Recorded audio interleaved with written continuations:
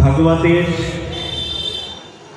প্রারম্ভ ভাগে ভগবানের অমৃতময় কথার সূচনা লগ্নে সর্বপ্রথমে আমার পরমারাধ্য পতিত পাবন শ্রী গুরু মহারাজ, যার রাতুল চরণাশ্রয়ে মাদৃশ পতিত অধম ধন্যাতি ধন্য হয়েছেন, আমার নিত্য আরাধ্য শ্রী গুরুদেব, গৌড়ীয় বৈষ্ণব গগনের উজ্জ্বল জ্যোতিষ্ক গুরু গৌরাঙ্গ সেবার মূর্তিমন্ত বিগ্রহ, শ্রীধাম বৃন্দাবনের মুকুট শোভা যেখানে বিদ্যমান রূপগোস্বামী পাদ সমগ্র বৃন্দাবনের, সমগ্র পৃথিবীর, সমগ্র আর্যাবর্তের, সমগ্র ভূখণ্ডের সর্বশ্রেষ্ঠ স্থান বলে যে স্থানটিকে দাবি করেছেন, যে স্থানটিকে বর্ণনা করেছেন তার আপন লিখনের মধ্যে সেই রাধা কুণ্ড, আর সেই রাধা কুণ্ড তটে তপস্থিত আমার পরমারাধ্য পতিত পাবন শ্রী গুরু মহারাজ, যিনি 110 বৎসর ব্যাপী এখনো জীবদ্দশায় জগজ্জীবকে অপ্রাকৃত অমীয় করুণা ধারা বিতরণ করে চলেছেন।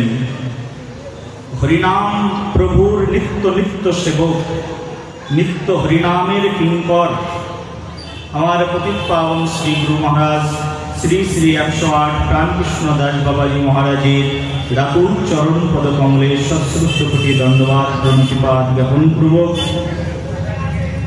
অত্র অনুষ্ঠানের আহ্বায়ক, অত্র শ্রী মন্দিরের, অত্র এলাকার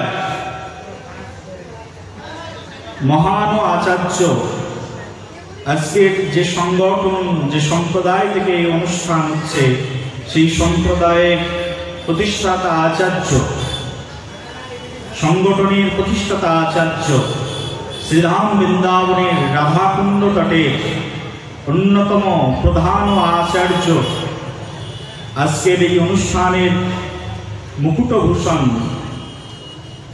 আমাদের বাবা মহারাজ, আপনাদের সকলের শ্রী গুরুদেব শ্রী শ্রী 108 ভক্তবৎসল দাস বাবাজি মহারাজের রাতুল চরণ পদ কমলে সশ্রদ্ধ কোটি দণ্ডবাদ। আর যখনই ওনার কথা মনে আসছে, আগে যার কথা মনে আসে, পণ্ডিত প্রবার, সমগ্র ভারতের অখ্যাত, সমগ্র ভারতের সুখ্যাত পরম পণ্ডিত প্রধান, সমগ্র গৌড়ীয় বৈষ্ণব সমাজের আপামর জনসাধারণের ভাগবতের গুরু আচার্য, যার তত্ত্বাবধানে ভাগবত শিক্ষা মাদৃশ অধম লাভ করে থাকে, সাধুগণ লাভ করে থাকে, নিত্যলীলা প্রবিষ্ট সেই পরমারাধ্য শ্রী শ্রী 108 অনন্ত দাস বাবাজি মহারাজের রাতুল চরণ পদকমলে সশ্রদ্ধ কোটি দণ্ডবাদ প্রণতিপাত জানিয়ে, যারা আজকে এই অনুষ্ঠানে ভাগবতের অমৃতময় কথামৃত রসমলহরী শ্রবণ মানসে উপনীত হয়েছেন, জগৎ মাতার অংশ সম্ভূতা মাতৃমণ্ডলী, জগৎ পিতার অংশ সম্ভূত পিতৃ সকলকার রাতুল চরণে সশ্রদ্ধ কোটি দণ্ডবাদ প্রণাম। আপনারা কৃপা আশীর্বাদ দান করবেন, আপনাদের কৃপা আশীর্বাদে আপনাদের কথাগুলোই আপনাদের কাছে ফিরিয়ে দেওয়ার চেষ্টা করব। কৃপাপূর্বক গ্রহণ করে এই অধমকে কৃতার্থ করবেন। আপনাদের কথা আপনারা আপনাদের মনের মতো করে বুঝে নেবেন। সবাই একবার বলো রাধে রাধে, প্রেম সে বলো।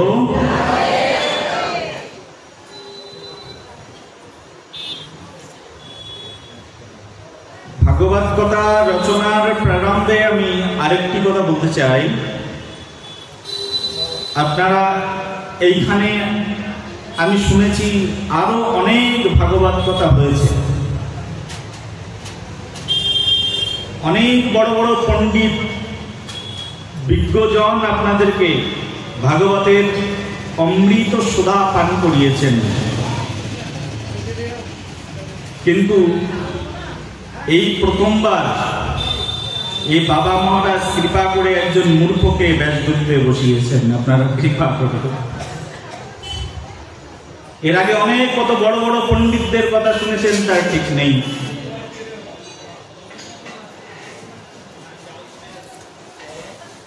এটা হচ্ছে বাবা মহারাজের অবৈপুকি করুণা। কখনো কখনো যারা মহান আচার্য হন না, যারা বাবা হন, আপনারা কি বলে ডাকেন? মহারাজকে বাবা বলেই তো ডাকেন। তো আমিও বাবা বলে ডাকি। বাবা বাবা বলে বাবা কি করেন? যখন প্রথমে সন্তানরা চলতে পারে না, হামাগুড়ি দেয়, সবে হাঁটতে শিখছে, তখন আস্তে আস্তে বাবা কি করে? হাত ধরে বলে বাবা এক পা হাঁটো। হয়তো একটা রসগোল্লা দিয়ে বলে এই যে তুমি হেঁটে আসলে এই রসগোল্লাটা আমি তোমাকে দেব। জানেন তো? বলে তো, হ্যাঁ এই যে দেখো আমার হাতে একটা রসগোল্লা আছে, এসো হেঁটে আসলে তোমাকে এই রসগোল্লাটা আমি দেব। ছেলে তখন ভাবে রসগোল্লার লোভ সামলাতে পারে না, হাঁটতে চেষ্টা করে, একটুখানি ওঠে, আবার পড়ে যায়। বাবা বলে এসো এসো তাড়াতাড়ি এসো, আর একটুখানি বাকি আছে, হেঁটে এসো। হেঁটে আসলেই রসগোল্লা। ওই রসগোল্লার লোভে ওই ছেলেটি আবার হাঁটতে চেষ্টা করে, পড়ে যায় আবার হাঁটে, পড়ে যায় আবার হাঁটে। আমার অবস্থা হয়েছে সেই রকম। ছোট্ট একটা বাচ্চা ছেলেকে বসিয়ে দিয়েছেন, আর বাবা মহারাজ বসে বসে শুনছেন, আর বলছেন তুমি পড়ো, তুমি পড়ে যাবে কিন্তু আমি তোমার হাতটা ধরে রাখবো। প্রেম সে বলো। বাবা মহারাজের করুণা। এই হচ্ছে সাধু কৃপা। সাধুদের করুণা অপরিসীম। সাধুদের করুণা বর্ণনা করে শেষ করা যায় না। আজকে আমরা এখানে ভাগবত কথা কীর্তনের জন্য এখানে উপনীত হয়েছি। ভাগবতের অনেক প্রসঙ্গ, অনেক কথা, যা কীর্তন করলে দিবস রজনী অতিবাহিত হয়ে যায়, যা কীর্তন করলে সপ্তাহ গড়িয়ে যায়, যা কীর্তন করলে মাস অতিবাহিত হয়ে যায়, যা কীর্তন করলে বছর অতিবাহিত হয়ে যায়। অনন্তদেব অনন্তকে যার কীর্তন করে শেষ করতে পারে না, তাই হচ্ছে ভাগবত কথা। সেই অমৃত কথা, যে অমৃত কথা শিব, প্রিন্সি, পার্বতীর বাসনা, যা শ্রবণের লালসা, যা ভগবান ব্রহ্মার হৃদয় মন্দিরে প্রতিস্থাপিত করে দিয়েছিলেন। তনে ব্রহ্মা গীতজ আদি কবয়ে মুহ্যন্তি যত সূরয়া তেজবারে মৃদম। সেই অমৃতময় কথা যা নারদ মুনির মতো মহান আচার্য কীর্তন করেছেন, যা সুখদেব গোস্বামী পদের মতো মুক্ত পুরুষ আস্বাদন করেছেন, কীর্তন করেছেন, সেই অমৃত কথা আমরা শ্রবণ মানুষে আজকে এখানে উপনীত হয়েছি। অমৃত পীযুষ ধারা। দেখুন, কয়েকদিন পরেই আসবে শ্রাবণ মাস, অঝরে বৃষ্টি ঝরবে আকাশ থেকে। আকাশ মেঘলা হলে আকাশ থেকে যেমন বৃষ্টির ধারা গড়িয়ে পড়ে ধরিত্রীর উপরে, ধরিত্রী যেমন রসালো হয়ে ওঠে, তেমনি ভাবে সাধু সন্তের মিলনে ভাগবতের অমৃত ধারা বর্ষিত হয়। মেঘ উঠলে যেমন মেঘমালা থেকে বৃষ্টিকণা গড়িয়ে পড়ে, ধরিত্রী রসালো হয়ে ওঠে, তেমনি ভাবে সাধু সন্তের মিলনে এক বিশেষ পরিবেশ সৃজিত হয়। সাধু সন্তের মিলনে এমনই একটি ভাগবত পরিমণ্ডলের মেঘমালার রচনা হয়, সূচনা হয়, যা থেকে অমৃত ধারা প্রবাহিত হয়।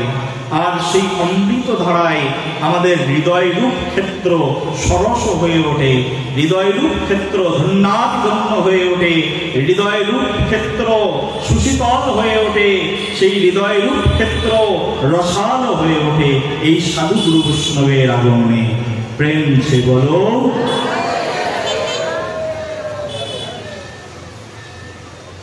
আমি 2 দিন থাকবো, একটু রাধে রাধে বলতে হবে। আর একবার বলো।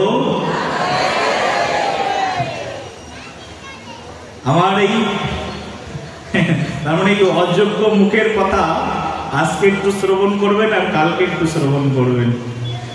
এই 2 দিন কিছু বলতে পারি আর না পারি, রাধারানীর নামটা তো বলতে পারি। গুরুদেব এইটুকু কৃপা করেছেন। সবাই মিলে একবার বলো। যেখানে রাধে রাধে কীর্তন হয় সেই স্থানটি বৃন্দাবনে পরিণত হয়ে যায়। রাধে রাধে শব্দ কোথায় উচ্চারিত হয় মা? কোথায়?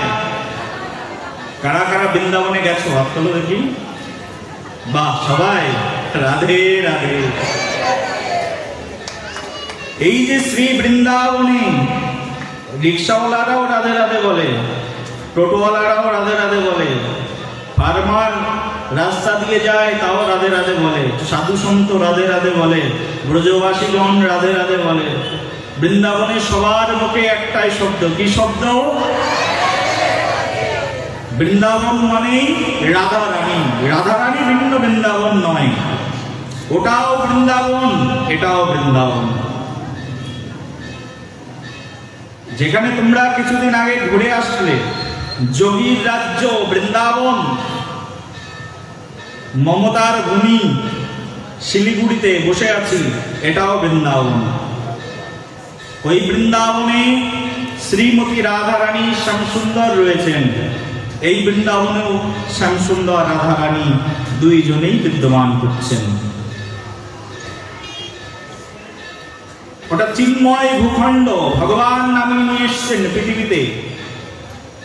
ভগবান যখন পৃথিবীতে জন্মগ্রহণ করেন, শাস্ত্র বলছে যখন ভগবান পৃথিবীতে আসেন, সপার্ষদ স্বীয় ধাম সহ অবতারী, অত্যন্ত দুর্লভ প্রেম পরিবারে দান, শিখায়ে শরণাগতি ভগতের টান। ভগবান যখন পৃথিবীতে আসেন, তখন ভগবান তার পার্শ্বদেরকে নামিয়ে নিয়ে আসেন, সপার্ষদ স্বীয় ধাম। আর ভগবান যে কোনো জায়গায় আসেন না, আসার আগে উনি ওনার ধামটিকেও নিয়ে আসেন পৃথিবীতে। দেখো, এই পৃথিবীতে একটি শাশ্বত কথা হচ্ছে এই ভগবদ গীতা। বহু বহু বছর পূর্বে, কোটি কোটি বছর পূর্বে ভগবদ গীতা আমাদেরকে শিক্ষা প্রদান করেছেন। এ কথা একমাত্র সনাতন ধর্ম ছাড়া অন্য কোনো ধর্মেই বলা হয় না। সনাতন ধর্মেই শুধুমাত্র ভগবানের অবতারণের কথা বলা হয়।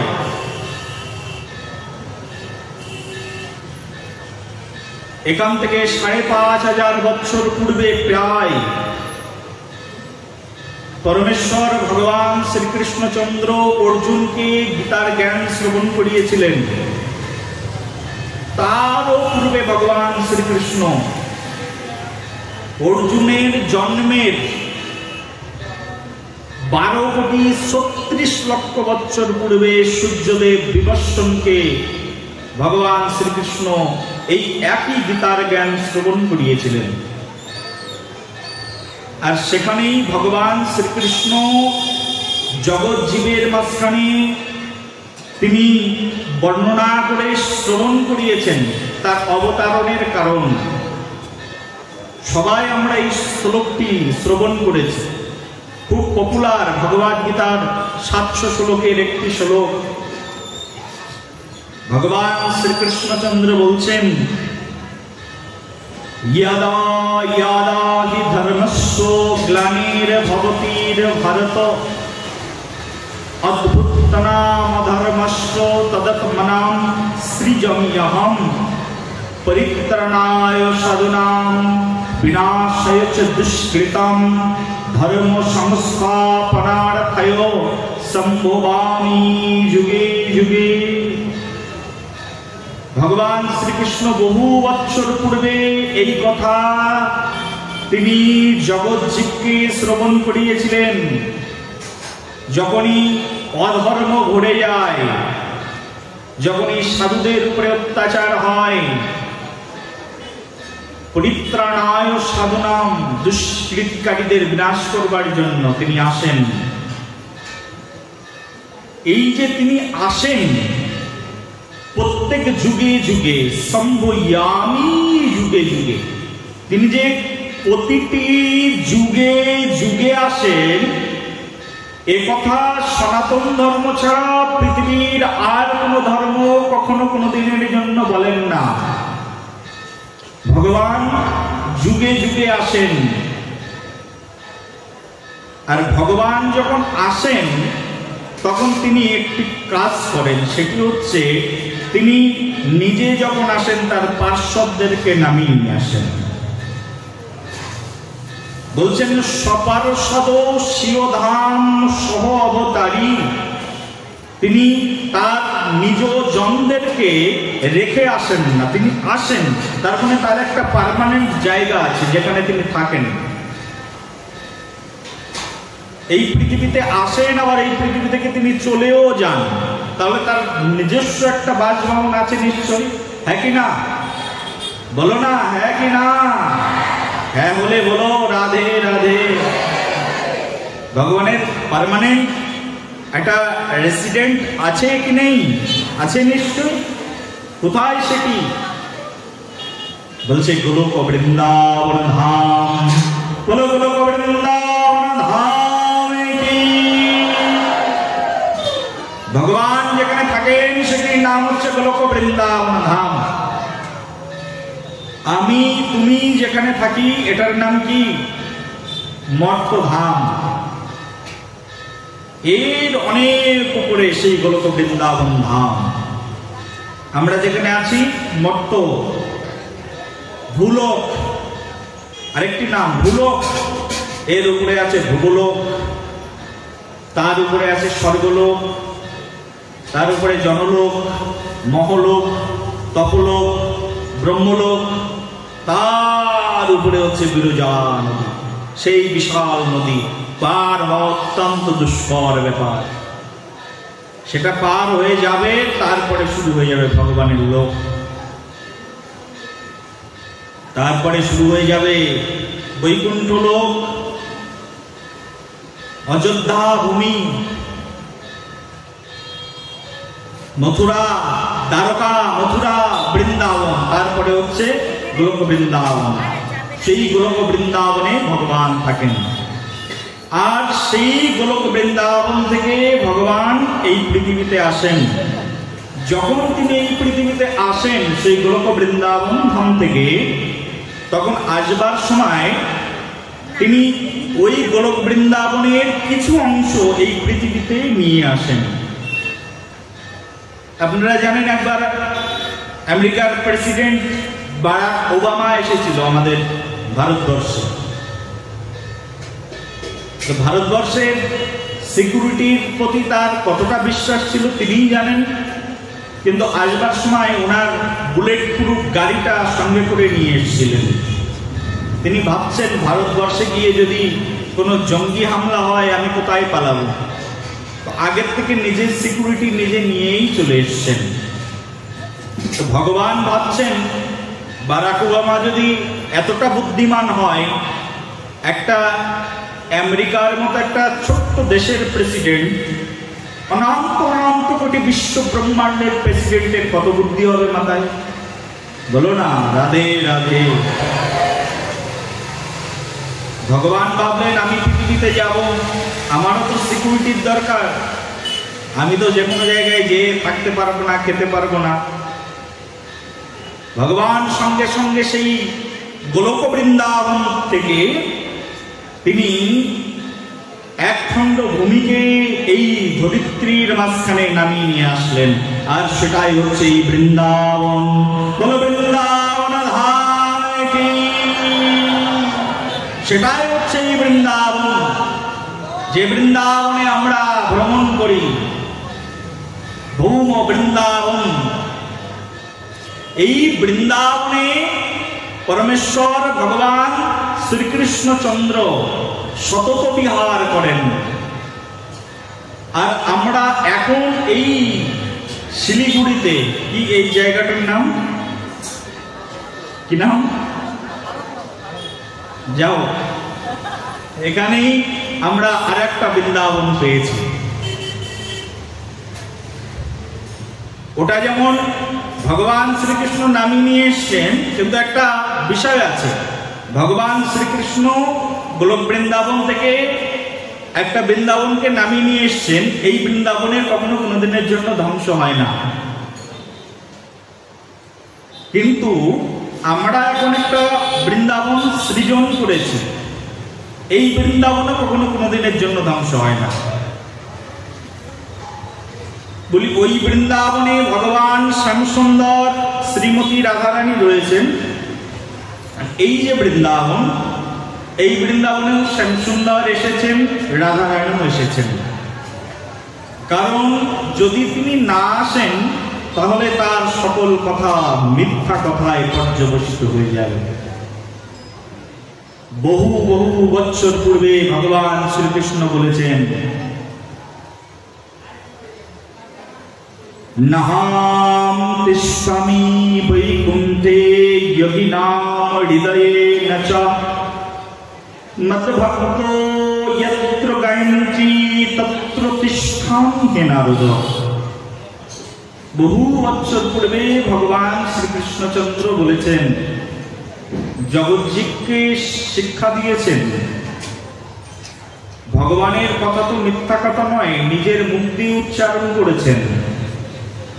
আর নিজের মুখে ভগবান শ্রীকৃষ্ণ বলছেন, নাহম তিষ্ঠামি বৈকুণ্ঠে, শোনো আমি বৈকুণ্ঠে থাকি না।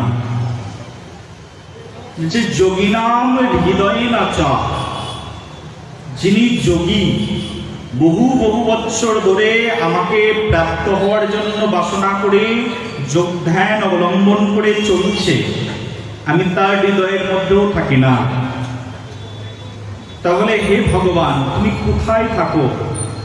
ভগবান বলছেন, মদ ভক্ত আমার ভক্ত যত্র গায়ন্তি, যেখানে আমার ভক্ত আমার গুণকীর্তন করেন, যেখানে আমার ভক্তগণ আসেন, যেখানে আমার গুণকীর্তন হয়, আমি ঠিক সেইখানেই চলে আসি। ভগবান তাও প্রতিজ্ঞা করেছেন, 3 শক্তি করে বলেছেন, আমি সেখানে আসি আসি আসি। ভগবান সেখানে আসেন। ভগবানের কমিটমেন্ট, যারা এখানে মায়েরা বাবারা বসে আছেন, আপনারা বলুন, ভগবান কথা দিয়েছেন, যদি আমার ভক্ত আমার গুণকীর্তন করে আমি সেখানে আসবই আসব। আপনারা বলুন, এখানে ভগবান এসেছেন না আসেননি? বলুন এসেছেন। আসলে কি বলবেন? প্রেম সে বলো। এখানে ভগবান এসেছেন। যেখানে ভগবত কথা হয় সেখানে স্বয়ং ভগবান এসে উপস্থিত হয়ে যায়। যেখানে ভগবানের কথা কীর্তন হয় সেখানে গঙ্গা এসে উপস্থিত হয়ে যায়। কয়েকদিন আগেই গেল কুম্ভের মেলা। কোথায় কুম্ভ দর্শন করতে যাবেন? কুম্ভ আজ আপনাদের এই শিলিগুড়িতেই চলে এসেছে। বলো রাধে। এই যে 4-5 দিন ধরে ভাগবত হবে, 64 মহন্তের ভোগ হবে। এই 5 দিন শুধু আনন্দ আর আনন্দ, কারণ কুম্ভ তো এখানেই চলে এসেছে। এত বছর পরে কুম্ভ চলে গেল প্রয়াগরাজে, সেই মহাতীর্থ এখন এখানে চলে এসেছে শিলিগুড়িতে, যেখানে সাধুগুরু বৈষ্ণব এসে উপস্থিত হন। সেটাই তো গঙ্গা যমুনা সরস্বতীর মিলন ক্ষেত্রে পরিণত হয়ে যায়।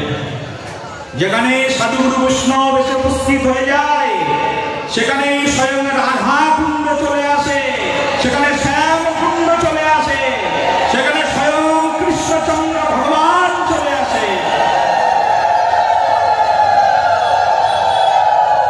এই সেই অভিন্ন বৃন্দাবন। এই বৃন্দাবনেও যতক্ষণ থাকবেন ততক্ষণ মুখে বলো কি প্রেম সে বলো। এখানেও যতক্ষণ থাকবো ততক্ষণ রাধে রাধে। এই তো বৃন্দাবন। আর কোথায় যাও? যেখানে ভক্ত সঙ্গ সেটাই বৃন্দাবন, নবসৃজিত বৃন্দাবন। বাবা মহারাজ করুণা করে বৃন্দাবন থেকে এসে শিলিগুড়িকে বৃন্দাবন বানিয়ে দিয়েছে। কত বড় করুণা! এই করুণা সাধু হৃদয়ে ছাড়া আর কারোর হৃদয়ে থাকে না। সাধু ছাড়া এই কাজ কেউ করেন না, করতেও পারেন না। কত মরমী ভক্তগণ এখানে এসে উপস্থিত হয়েছেন, কত বাবাজি মহারাজগণ এসে উপস্থিত হয়েছেন, আরো কতজন আসবেন। কত আনন্দময় ক্ষেত্রে এই ক্ষেত্র পরিণত হয়ে গেছে আজকে। এই নবসৃজিত বৃন্দাবনে আমরা শ্রী ভাগবতে ভগবানের ভক্তিযোগের দুই একটি কথা আমরা শ্রবণ করব। শুধু সূচনা করলাম, এখনো ভাগবত শুরু করিনি, কিন্তু সাবজেক্ট প্রেম সে বলো। আরো জোরে।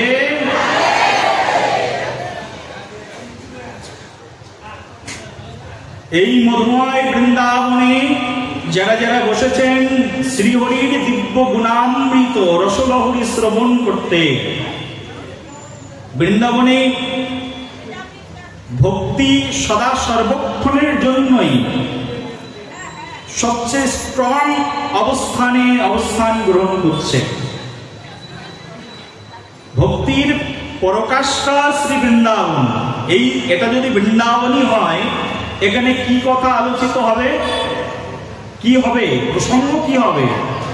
বৃন্দাবন মানে কি? ভক্তির জায়গা, যেখানে গেলে ভক্তি আসে। আমাদের আলোচনার প্রসঙ্গটাও আমরা ভক্তিকে কেন্দ্র করে করব। আমরা 2 দিন ধরে এখানে ভগবানের দিব্য গুণলহরী শ্রবণ করব, ভক্তি তত্ত্ব প্রসঙ্গ। ভক্তি জানা প্রয়োজন কিনা? ভক্তি দরকার কিনা? কেন এসেছি এই বৃন্দাবনে?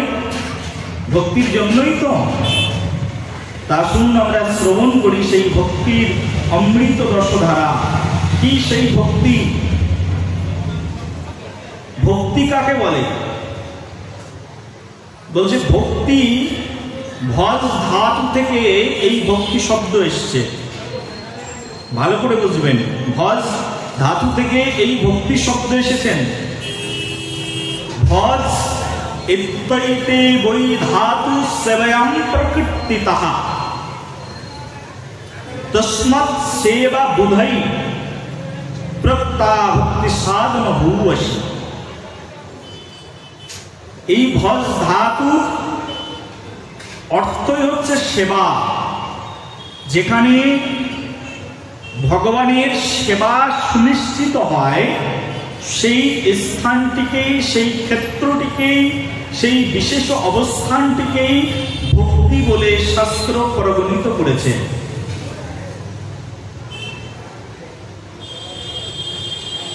নারদ পঞ্চরাত্রের কথা আমার বাবা মহারাজ বলছিলেন। আজকে দুপুরবেলা যখন সবাই ভোজন কর্মের মধ্যে, সেবার মধ্যে ছিলেন, তখন বাবা মহারাজের চরণের কাছে গিয়ে বসেছি। দেখো, সাধুগুরু বৈষ্ণব আসলে না, সাধুগুরু বৈষ্ণবের চরণের কাছে গিয়ে বসতে হয়, কিছু না কিছু পাওয়া যায়। বৈষ্ণব দেখিয়া যেবা না নোয়াইবে মাথা, যাক যজ্ঞ পূজা পার্বণ সবই হবে বৃথা। বৈষ্ণব দর্শন মানে কি? যেখানেই বৈষ্ণব দেখবে একেবারে ভুলুণ্ঠিত হয়ে প্রণাম করে দাও, মাথা নত করে বৈষ্ণবের সম্মুখে বসে যাও, কিছু না কিছু পেয়ে যাবে। কারণ বৈষ্ণব যত করুণাময়, পৃথিবীতে এত করুণাময় আর কেউ নেই। এই জন্যই তো বৈষ্ণবকে বলা হচ্ছে ডিজায়ার ট্রি। বুঝো তো, বলছে বাঞ্ছা কল্প তরু ভস্য, যিনি বাঞ্ছাকে পূরণ করে দেন। কল্পতরু বৃক্ষ আছে গোলকে, কল্পতরু বৃক্ষ আছে স্বর্গলোকে, কিন্তু সবচেয়ে যে কল্পতরু ইচ্ছা করা মাত্রই ফল প্রদান করেন তা আছে এই ভুলোকে। প্রেম সে বলো। কল্পতরু বৃক্ষ কি? বৃক্ষ তো আমরা অনেক নাম শুনেছি, এটা কি সম্মুখে?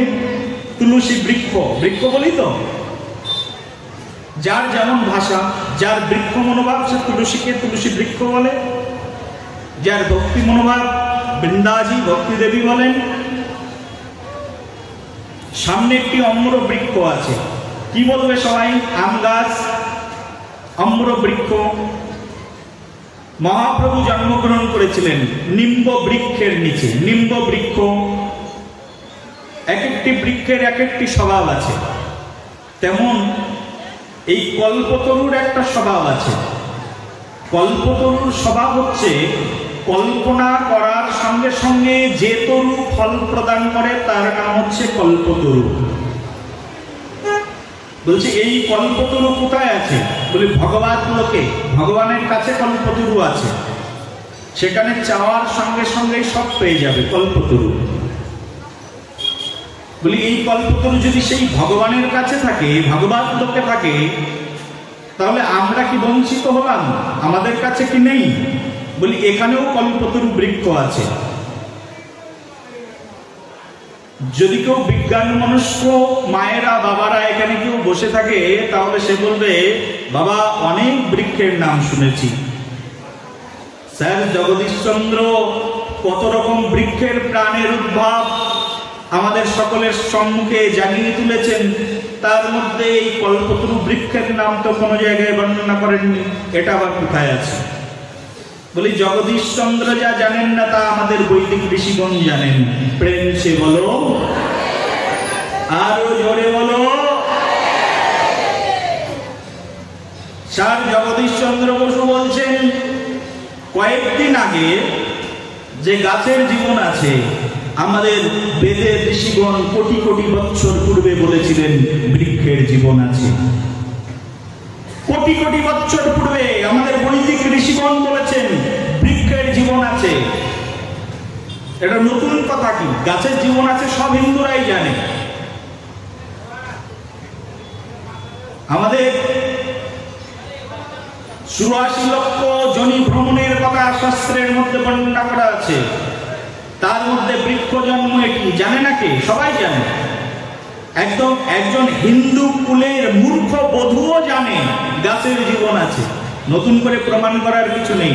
হ্যাঁ কি না? বলো না, হ্যাঁ কি না? এই হচ্ছে আমার বৈদিক সাহিত্য, যা নিয়ে আমরা চর্চা করতে বসেছি আজকে।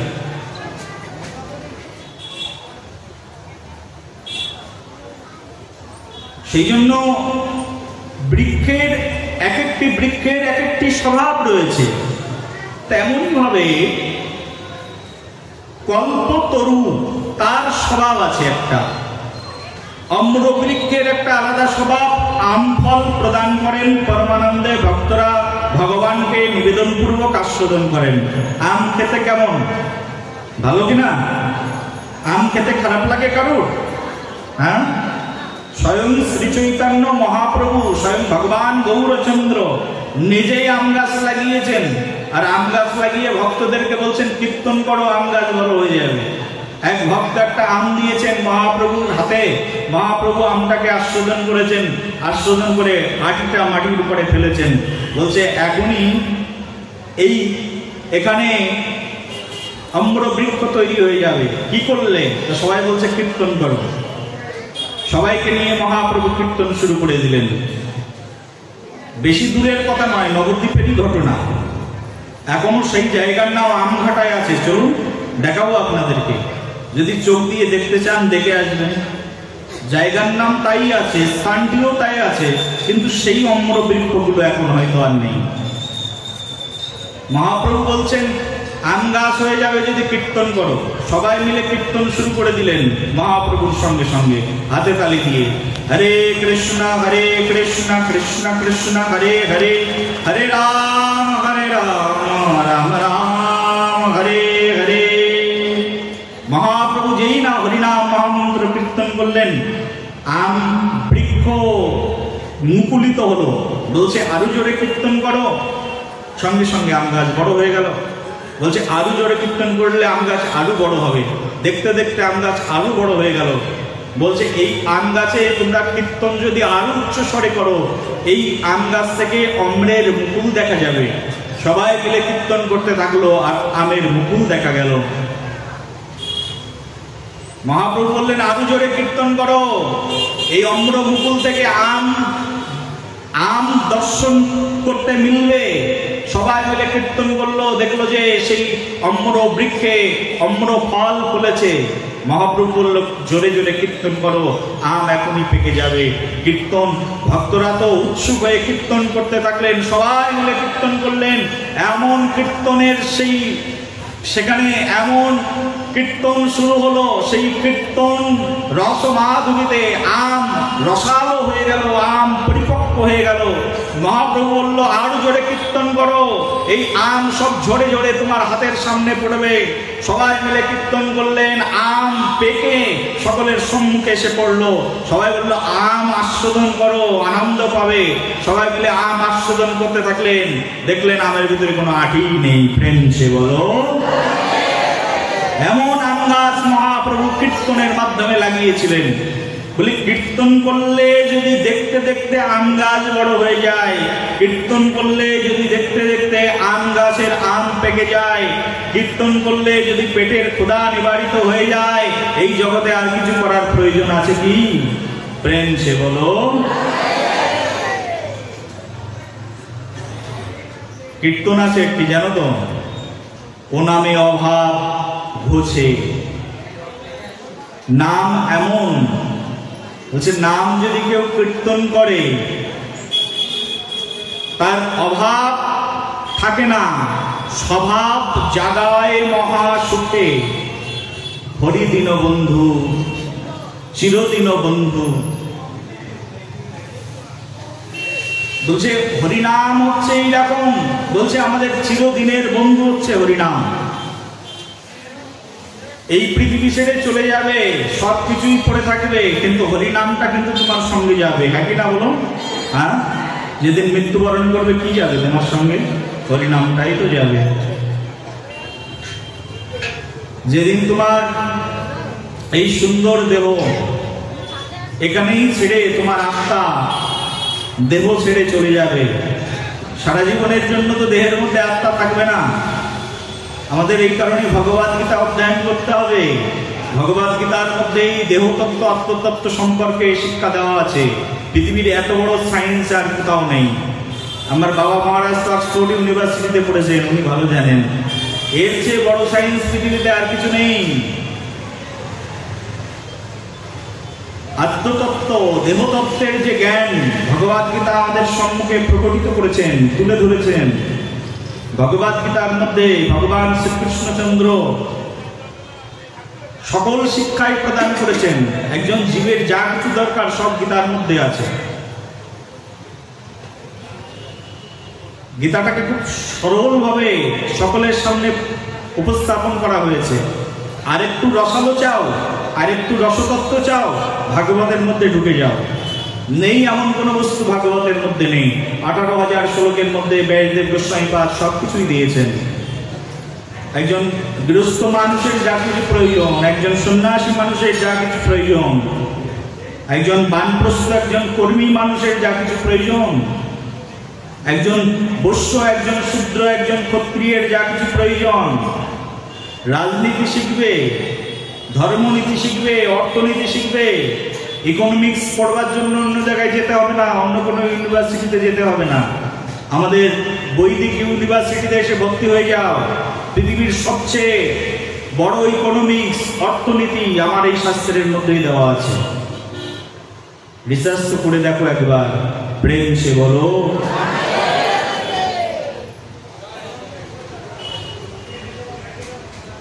এই ভগবদ গীতার মধ্যে ভগবান এই দেহতত্ত্ব আত্মতত্ত্ব সম্পর্কে শিক্ষা দিয়েছেন। দেহকে জানবে, আত্মাকে জানবে। ভগবদ গীতার মধ্যে এসো, ভগবান দেখো সেখানে বর্ণনা করেছেন। বলছে আমাদের এই দেহ মৃত্যুর পরে দেহটা এখানে পড়ে থাকবে, কিন্তু আত্মার মৃত্যু হয় না। নৈনাম সিন্ধন্তি শস্ত্রাণি নৈনাম দহত পাবত, আগুন তাকে পোড়াতে পারে না। নচৈনাম ক্লেদন্ত নশ্চিত মারতা, এই আত্মার কোন মৃত্যু নেই, আত্মা অবিনশ্বর। এই দেহ থেকে আত্মা যেদিন চলে যাবে, তোমাকে চারজন কাঁধে করে নিয়ে যখন শ্মশানে নিয়ে যাবে, কোন বন্ধু তোমার সঙ্গে যাবে কি? শ্মশানে তোমার একটাই বন্ধু, সেটাকে সেটা হচ্ছে হরিনাম। হরিনামই হচ্ছে আমাদের পরম বন্ধু, এর চেয়ে পরম বন্ধু আর কেউ নেই। তুমি যখন একাকী থাকবে, এই যে কয়েকদিন আগেই গেল করোনা রোগ, মানুষ রোগগ্রস্ত হয়ে পড়েছে, নিজের স্বজন তাকে পরিত্যাগ করেছে, নিজের প্রাণের চেয়ে প্রিয় পুত্র পিতাকে পরিত্যাগ করেছে, দেখতেও যায় না। কারণ আমি যদি করোনা রোগগ্রস্ত হয়ে যাই, নিজের সুন্দরী প্রিয়তমা স্ত্রী তার স্বামীকে পরিত্যাগ করেছেন, দেখতেও যায় না। স্ত্রীর মনে ভয়, আমি যদি রোগগ্রস্ত হয়ে যাই। প্রিয়তমা স্ত্রী, যাকে ভালোবেসে সমগ্র জীবনটা দিয়ে নিয়েছেন, কোনোদিন কৃষ্ণের নাম করেননি, শুধু স্ত্রীর নামে কীর্তন করে গেছেন, সেই স্ত্রী করোনাগ্রস্ত পতিকে দর্শন পর্যন্ত করতে যায়নি। তারই ঘটনা, বেশি দিন আগের কথা নয়, মাত্র 4 বছর আগে তারই ঘটনার সাক্ষী আমরা সবাই ছিলাম। হ্যাঁ কি না? বলো না? হ্যাঁ হলে বলো রাধে রাধে। এই তো 4 বছর আগের কথা, আমরা সবাই সাক্ষী ছিলাম, আমরা নিজের চোখেই দেখেছি। পৃথিবীতে কেউ কারো নয়, রোগগ্রস্ত ব্যক্তির কাছে কেউ যায় না। এমনও হয়েছে রোগগ্রস্ত একজন সন্ন্যাসী, কেউ তার কাছে যাচ্ছেন না, কিন্তু ওই যে ক্যাসেট আছে না, হরিনাম মহামন্ত্রের ক্যাসেটটা বাজিয়ে দিয়েছেন, কেউ যায়নি, কিন্তু হরিনাম চলে গেছে তার কাছে। সাধু হলে তার কাছে না হরিনাম যাবে, যিনি সাধু হয়নি তার কাছে হরিনাম যাবে কি করে? প্রেম সে বলো। আমাদের এই জগতের একমাত্র পরম বান্ধব যিনি, তিনি হচ্ছেন এই হরিনাম প্রভু। এর মতো বান্ধব, এর মতো পরম বন্ধু আর কেউ নেই। হরিনাম করলে তাহলে কি হয়? গাছ বড় হয়ে যায়, বৃক্ষ বড় হয়ে যায়। হরিনাম করলে আমাদের অভাব মিটে যায়। হরিনাম করলে স্বভাব জাগায় মহাসুখে। হরিনাম করো, করে দেখো, স্বভাব জেগে যাবে। তোমার যা স্বভাব, সেই স্বভাব জেগে যাবে। দেখো এই পৃথিবীতে বাঘ, সিংহ, তাদের স্বভাব শিখিয়ে দিতে হয় না, ছোট থেকেই সে জানে তার স্বভাব কি। একটা কুকুর জানে তার স্বভাব কি, একটা পিপিলিকা জানে তার স্বভাব কি, একটা মশা তোমার পাশেই ঘুরে বেড়াচ্ছে সে জানে তার স্বভাব কি, কিন্তু মানুষ জানে না তার স্বভাব কি। এটা হচ্ছে অবাক করা ব্যাপার। ছোট থেকেই কুকুর তার স্বভাব অনুসারে কাজ করে, ঘেউ ঘেউ করে। ছোট থেকেই কুকুর প্রভু ভক্ত হয়ে জন্মগ্রহণ করে, ছোট থেকেই তার স্বভাব অনুসারে সে তার কর্ম করতে থাকে। একটা বাঘ ছোট থেকেই তার হিংস্রতা, তার তীব্রতা, তার ক্ষিপ্রতার মাধ্যম দিয়ে, তার ক্ষিপ্রতার মাধ্যম দিয়ে তার জীবন জীবিকা পরিচালিত করে। কিন্তু মানুষ তো তা নয়, মানুষকে স্বভাব শিখে নিতে হয়। একমাত্র মানুষের জন্য বিশ্ববিদ্যালয়ের প্রয়োজন, পশুর জন্য বিশ্ববিদ্যালয় নেই, পশুর জন্য কোনো প্রাইমারি স্কুল নেই, পশুর জন্য কোনো মাধ্যমিক স্কুল নেই। শুধু মানুষের জন্য স্কুলের প্রয়োজন, তার শিক্ষা গ্রহণের প্রয়োজন। হ্যাঁ কি না? কার জন্য প্রয়োজন শিক্ষা? মানুষের জন্য। মানুষ হয়ে গর্ব করি আমরা, আমরা মানুষ, শ্রেষ্ঠ জীব। কিন্তু শ্রেষ্ঠ জীব হলে আবার শিক্ষার প্রয়োজন কেন বলো? শিক্ষার প্রয়োজন। যে যে স্কুল থেকে শেখে সে তেমনই শিক্ষা পায়। সেই জন্য হরিনাম শিক্ষার স্কুলে তো আমরা কোনোদিন যাই না। শিক্ষাটা পাবো কোথার থেকে? বলছে মানুষের যে স্বভাব, মানুষের স্বভাবটা মানুষকে জাগিয়ে তুলতে হয়। বলছে মানুষের স্বভাব জাগে কি করে? বলছে মানুষের স্বভাব জাগে হরিনাম করলে। কি করলে স্বভাব জাগে? বলো কি করলে? হরিনাম করলে স্বভাব জাগে। সেই জন্য সবাই একবার বলো, হরে কৃষ্ণ কৃষ্ণ কৃষ্ণ হরে হরে, হরে রাম রাম রাম হরে হরে। এই হরিনামই আমাদেরকে স্বভাব জাগিয়ে দেয়। এই হরিনাম আমাদের অভাব ঘুচিয়ে দেয়, স্বভাব জাগায় মহাসুখে। সেই জন্য হরিনাম ছাড়া আমাদের পরম বন্ধু আর কেউ নেই। এই হরিনামে স্বয়ং ভগবান শ্রী চৈতন্য মহাপ্রভু অম্ম বৃক্ষ থেকে আম উৎপাদন করে সেই আম ফল সবাইকে খাইয়েছিলেন। অসাধ্য সাধন হয় এই হরিনামের মাধ্যমে। হরিনামের এমন ক্ষমতা রয়েছে।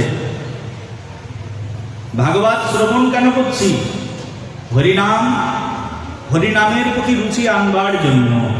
ভাগবত কথা শ্রবণ কেন করছি? হরিনাম প্রভুকে জানবার জন্য।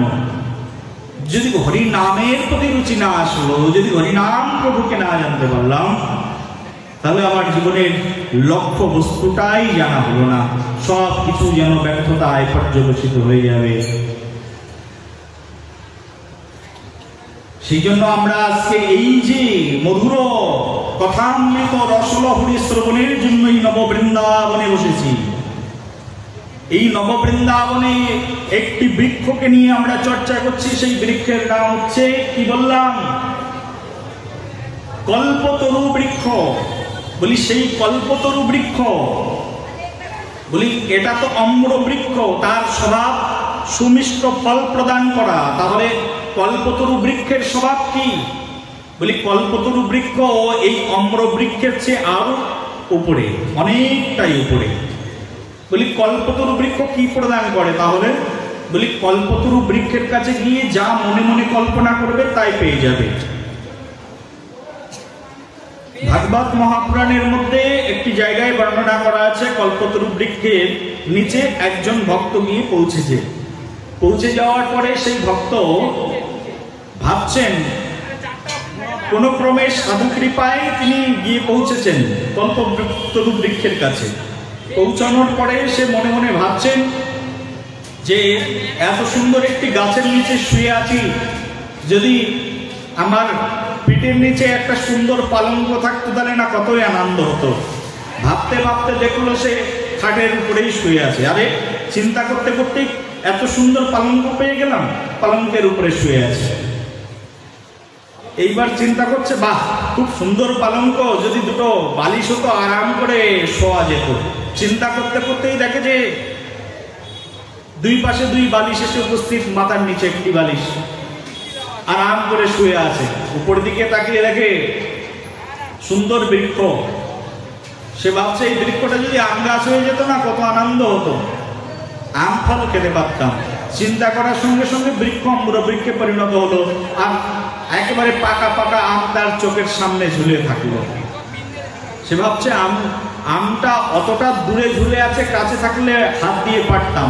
একেবারে আম গাছ, আম একেবারে ঝুলে তার হাতের কাছে আসলো।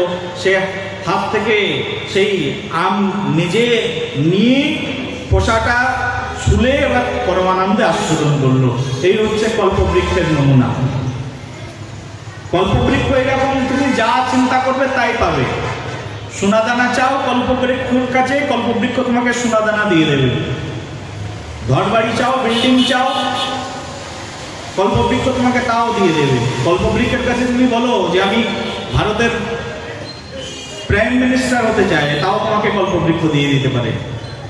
কল্পবৃক্ষের কাছে শুধু ভারতবর্ষের মধ্যে একটা ভূখণ্ড নয়, এইরকম যদি 1000টা ভূখণ্ড চাও তাও কল্পবৃক্ষ তোমাকে দিয়ে দিতে পারে, এত ক্ষমতা আছে কল্পবৃক্ষের। বলি এই কল্পবৃক্ষ কোথায় আছে? তো এই কল্পবৃক্ষ ভগবত লোকে আছে, ভগবানের কাছে আছে। বলি তাহলে এখানে নেই? বলি এখানেও আছে। এখানে আছে তা এতদিন ধরে শুনিনি, তো সেই বৃক্ষ কোথায় আছে? বলি এতদিন ধরে সাধুর কাছে তো যায়নি। এসব কথা তো শোনা যায় সাধুর কাছে গেলে, এসব কথা তো জানা যায় মরমী ভক্তের সম্মুখে গেলে, অন্য কোথাও গেলে তো এসব কথা জানা যায় না।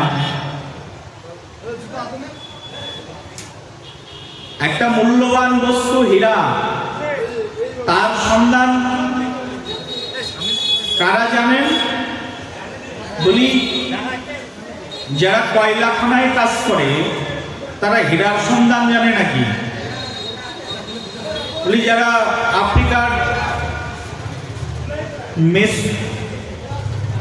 আফ্রিকার যে রিভার নদীগুলোতে যারা মাছ ধরে বেড়ায় তারা কি হীরার সন্ধান জানবে নাকি? বলি হীরার ব্যবসায়ীরা যতটা হীরার সন্ধান, হীরা কোথায় গেলে পাওয়া যায়, ডায়মন্ড কোথায় গেলে পাওয়া যায়, ডায়মন্ড ব্যবসায়ী জানে।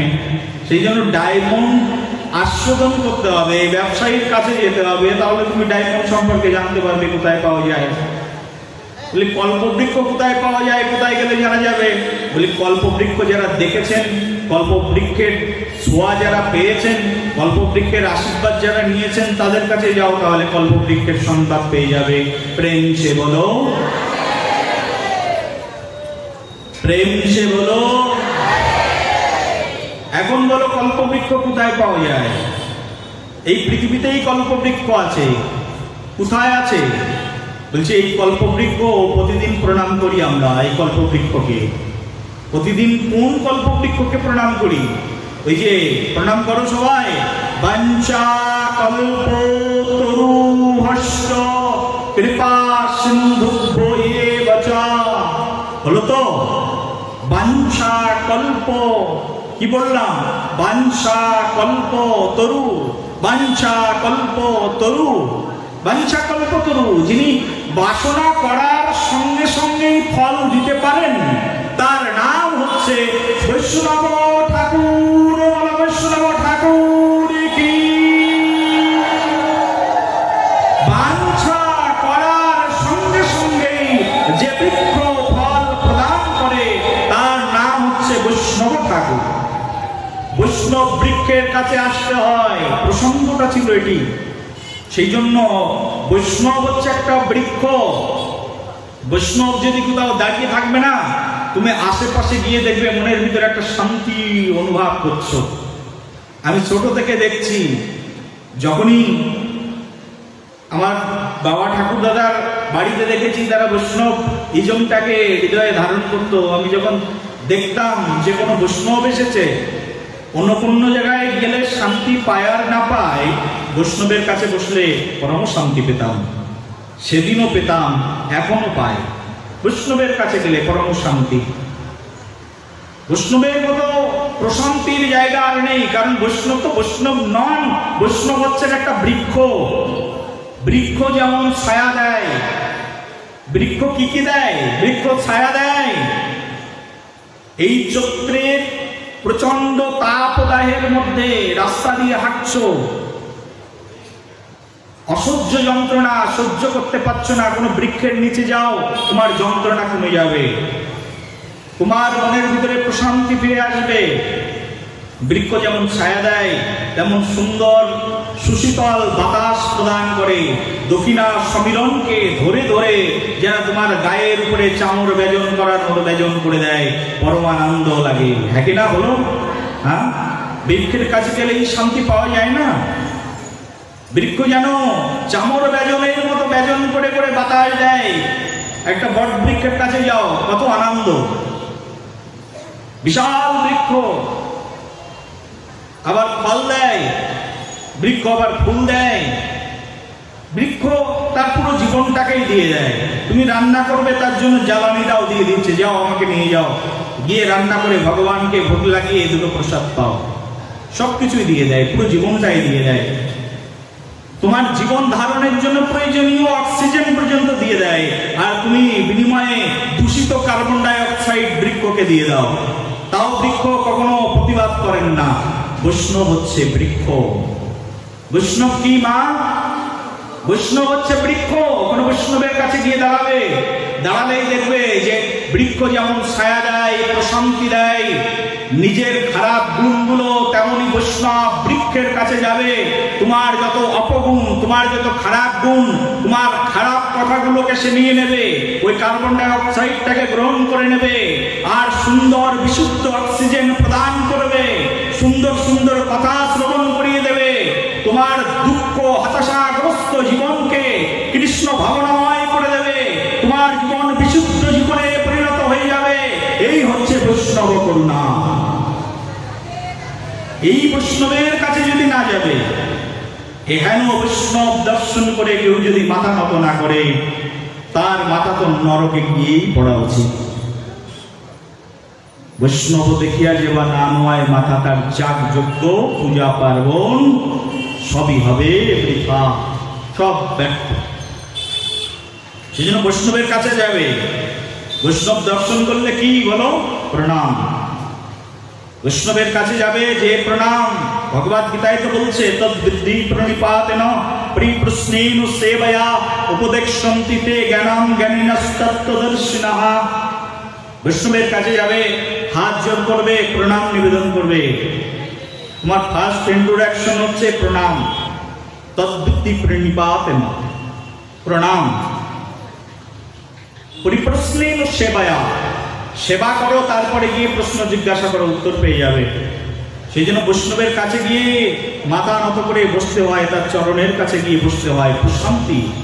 গাছের কাছে বসলে যেমন প্রশান্তি, বৈষ্ণব বৃক্ষের কাছে বসলেও তেমন প্রশান্তি। এমন প্রশান্তি আর কোথাও পাওয়া যায় না।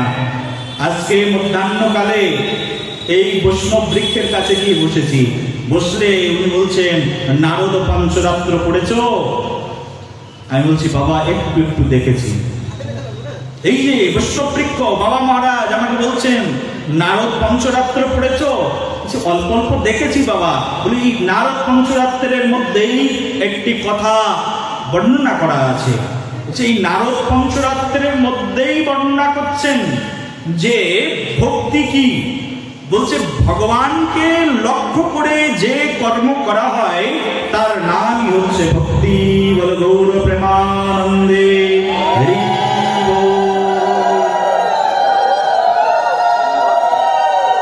এই নারদ পঞ্চরাত্রের মধ্যে এই পবিত্র বর্ণনা করেছেন মহামুনি। বর্ণনা করে বলছেন, যা ভগবানকে কেন্দ্র করে যে কর্ম, তার নামই হচ্ছে ভক্তি। বলি, সংসারের জন্য কাজ করছি, ভক্তি নয় কি? বলি, ওটা ভক্তি নয়। বুঝলে মা? সংসারের জন্য কাজ করছি, ভক্তি হবে না? সংসারের মধ্যে থেকে ভগবানকে ডাকছি, তো কেমন ডাকছি? মনে মনে ডাকছি, এটা ভক্তি নয়? যদি তুমি ডাকো তা ভক্তি, কিন্তু তাতে প্রবলেম আছে। প্রেম সে বলো। একজনের নাম বলবো তোমাদের সামনে, কংস মহারাজের নাম শুনেছ? হ্যাঁ? তুমি আর কতবার ভগবানকে ডাকো সংসারের মধ্যে থেকে? তার চেয়ে বেশিবার কংস মহারাজ ভগবানকে ডাকতেন, কৃষ্ণকে ডাকতেন। যদি একটা গাছের পাতা, শুকনো পাতা খসে পড়েছে, কংস মহারাজ ভয় পেয়ে যেত, না জানি কৃষ্ণ আসবে কিনা আমাকে মারবার জন্য। এদিকে তাকাতো, ওদিকে তাকাতো, বিক্ষিপ্ত হয়ে যেত। কৃষ্ণ আসছে, কৃষ্ণ আসছে। তার অলওয়েজ কনসাসনেস কৃষ্ণকে নিয়েই ছিল, তার চেতনাটা কৃষ্ণকে নিয়েই ছিল। এখন বলো, কংস মহারাজ সব সময় 24 ঘন্টা কৃষ্ণের কথা ভাবতেন, ভয়ে ভয়ে ভাবতেন কখন এসে আমাকে মারবে, ঠিক নেই। ওই যে দৈববাণী, সেই মনে রেখেছেন, তোমারে মারিবে যে গোকুলে বাড়িছে সে। ওই যে দৈববাণী সব সময় মস্তিষ্কের মধ্যে ঘুরছে যে আমার মৃত্যু হবে। কার হাতে? ওই যে গোকুলের ওই ছেলের হাতে, গোকুলপতির হাতে আমার মৃত্যু হবে। এই ভয়ে সবসময় কংস মনে করতেন ভগবান শ্রীকৃষ্ণকে। এটা কি ভক্তি যোগের মধ্যে পড়ে? হ্যাঁ, ভক্তি রসামৃত সিন্ধু গ্রন্থের মধ্যে ভক্তির প্রচুর ডেফিনেশন রূপ গোস্বামী পাদ প্রদান করেছেন। কোথাও এই কংস মহারাজের এই কাহিনীকে ভক্তি যোগের মধ্যে পরিগণিত করা হয়নি। প্রেম সে বলো।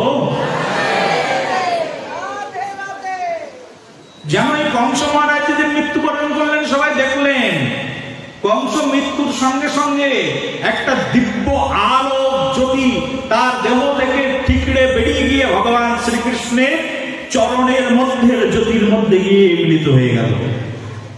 এখন বলো, মৃত্যুবরণ তো করলো, মৃত্যু অন্তে তার পরমগতি কৃষ্ণ চরণেই গেল, কৃষ্ণের কাছে গিয়ে পৌঁছালো, তারপরেও সেটা ভক্তি যোগ ছিল না। শাস্ত্র আমাদের আচার্যগণ সেটাকে ভক্তি যোগ বলে পরিগণিত করলেন না।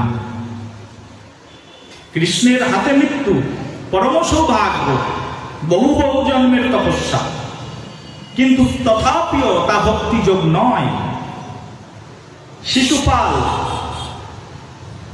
ভগবানকে বিদ্বেষ করে ভগবানের কোনো কিছু দেখলেই সে সমালোচনা করত, পরচর্চা, পরনিন্দা কীর্তন। কার কার ভালো লাগে? মোটামুটি সবার একটু একটু ভালো লাগে, লাগে না?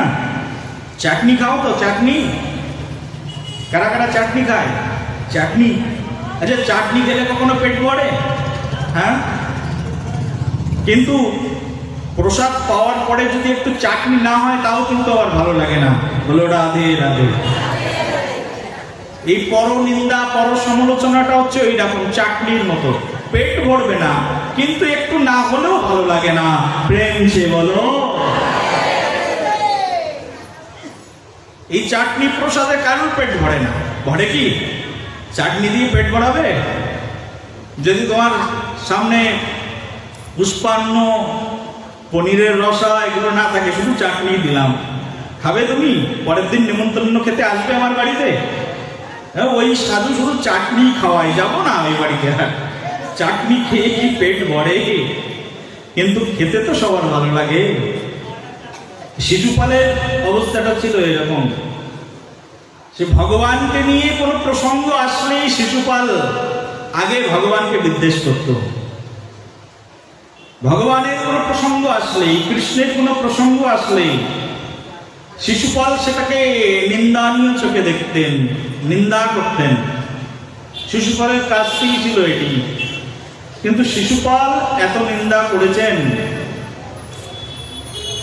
শিশুপালের চরম পরিণতি হয়েছে মৃত্যু, আর মৃত্যু অন্তে কৃষ্ণকে দেশ করতে করতে সবসময় কৃষ্ণের চিন্তা করতেন শিশুপাল। কেমন করে? তো কৃষ্ণের কোথায় ভুল আছে সেটাকে সবসময় অনুসন্ধান করতেন।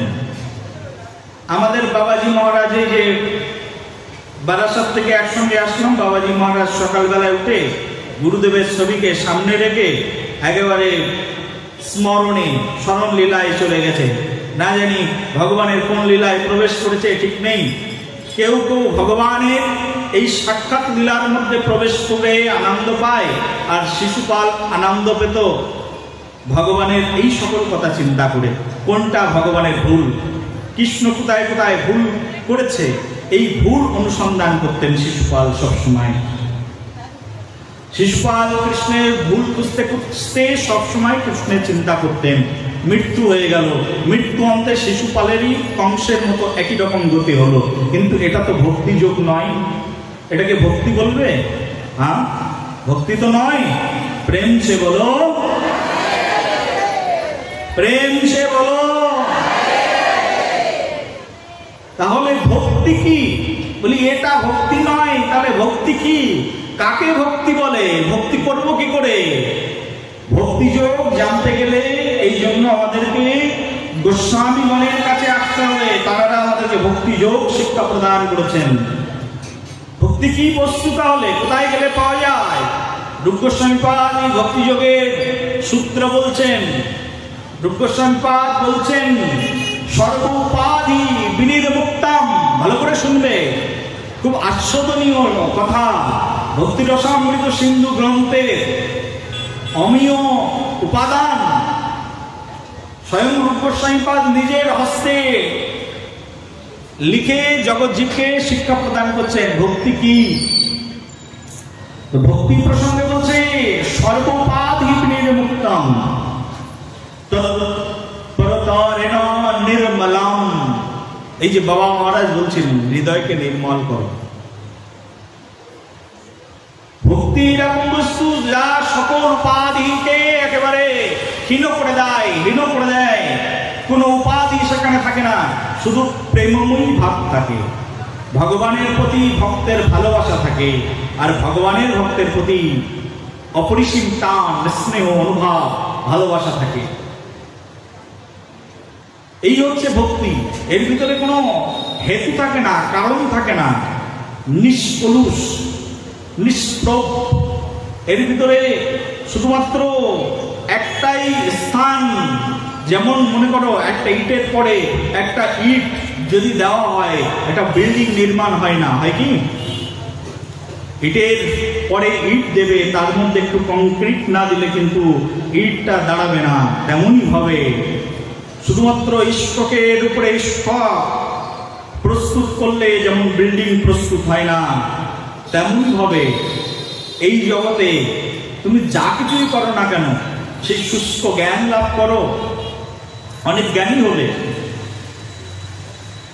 অথবা মুক্তি লাভ করলে, সালুক্য, সাযুজ্য, সর্প, সামীপ্য, শাস্তি মুক্তি লাভ করলে, তাতেও তুমি পরমভক্ত হতে পারবে না। যোগী হলে, যোগ শিখলে, তাতেও তুমি পরমভক্ত হতে পারবে না। ভক্তি আলাদা বস্তু, যা শুধুমাত্র ভক্তের কাছে আছে, আর ভক্তের কাছ থেকে প্রাপ্ত হয়ে এই ভক্তি বস্তুকে আস্বাদন করলে তবেই তার হৃদয় নির্মল হয়।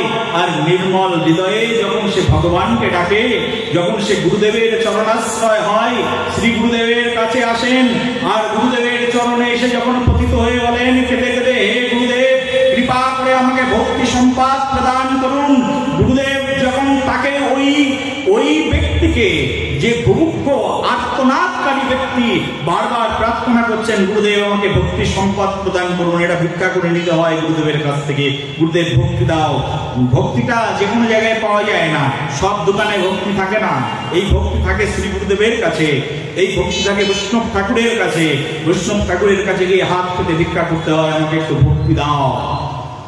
এই ভক্তির জন্য ভগবান শ্রীকৃষ্ণ প্রার্থনা করেছিলেন রাধারানীর কাছে, বলি হে রাধারানী, তুমি একমাত্র ভক্তি প্রদাতা, ভক্তি তুমি আমাকে দিতে পারো, তুমি কৃপা করে আমাকে ভক্তি প্রদান করো।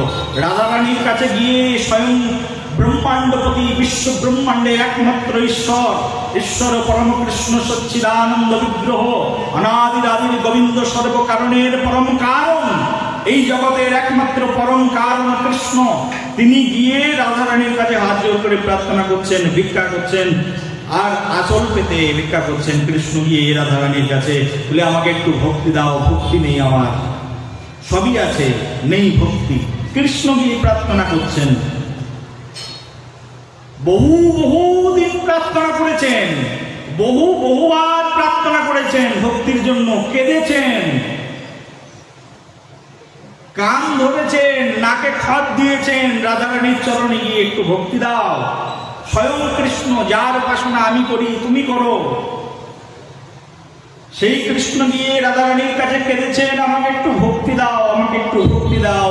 ভগবান শ্রীকৃষ্ণ রাধারানীর কাছে কাঁদলে সেই রাধারানী ভক্তি দান করেছেন, তারই ফলশ্রুতিতে আজ গৌরাঙ্গ হয়েছেন।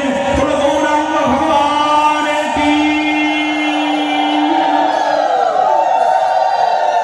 যদি গৌর না হতো তবে কি হতো, কেমনে ধরিতাম দে রাধার মহিমা, প্রেম রস সীমা জগতে জানা তোকে। যদি গৌর না আসতো তাহলে না এই ভক্তিকে জানতে পারতাম না। কে গৌর? ব্রজেন্দ্র নন্দন যেই শচীসুত হলো, সেই বলরাম হইল নিতাই। ব্রজের ঠাকুর ব্রজেন্দ্র নন্দন কৃষ্ণ, বৃন্দাবনের কৃষ্ণ, যে বৃন্দাবনের কথা বারবার বলছি, সেই বৃন্দাবনের কৃষ্ণ ব্রজেন্দ্র নন্দন যেই আজ শচীসুত হলো, সেই তিনি আজকে শচীর নন্দন হলেন। আর বলরাম প্রভু এই একচক্র ধামে এসে নিত্যানন্দ হয়ে গেলেন। বলে নিত্যানন্দ প্রভু কি। জন্মবা মাতা কি, বলো বসুধা মাতা কি। নিত্যানন্দ প্রভু এসেছেন, বলরাম হইল নিতাই।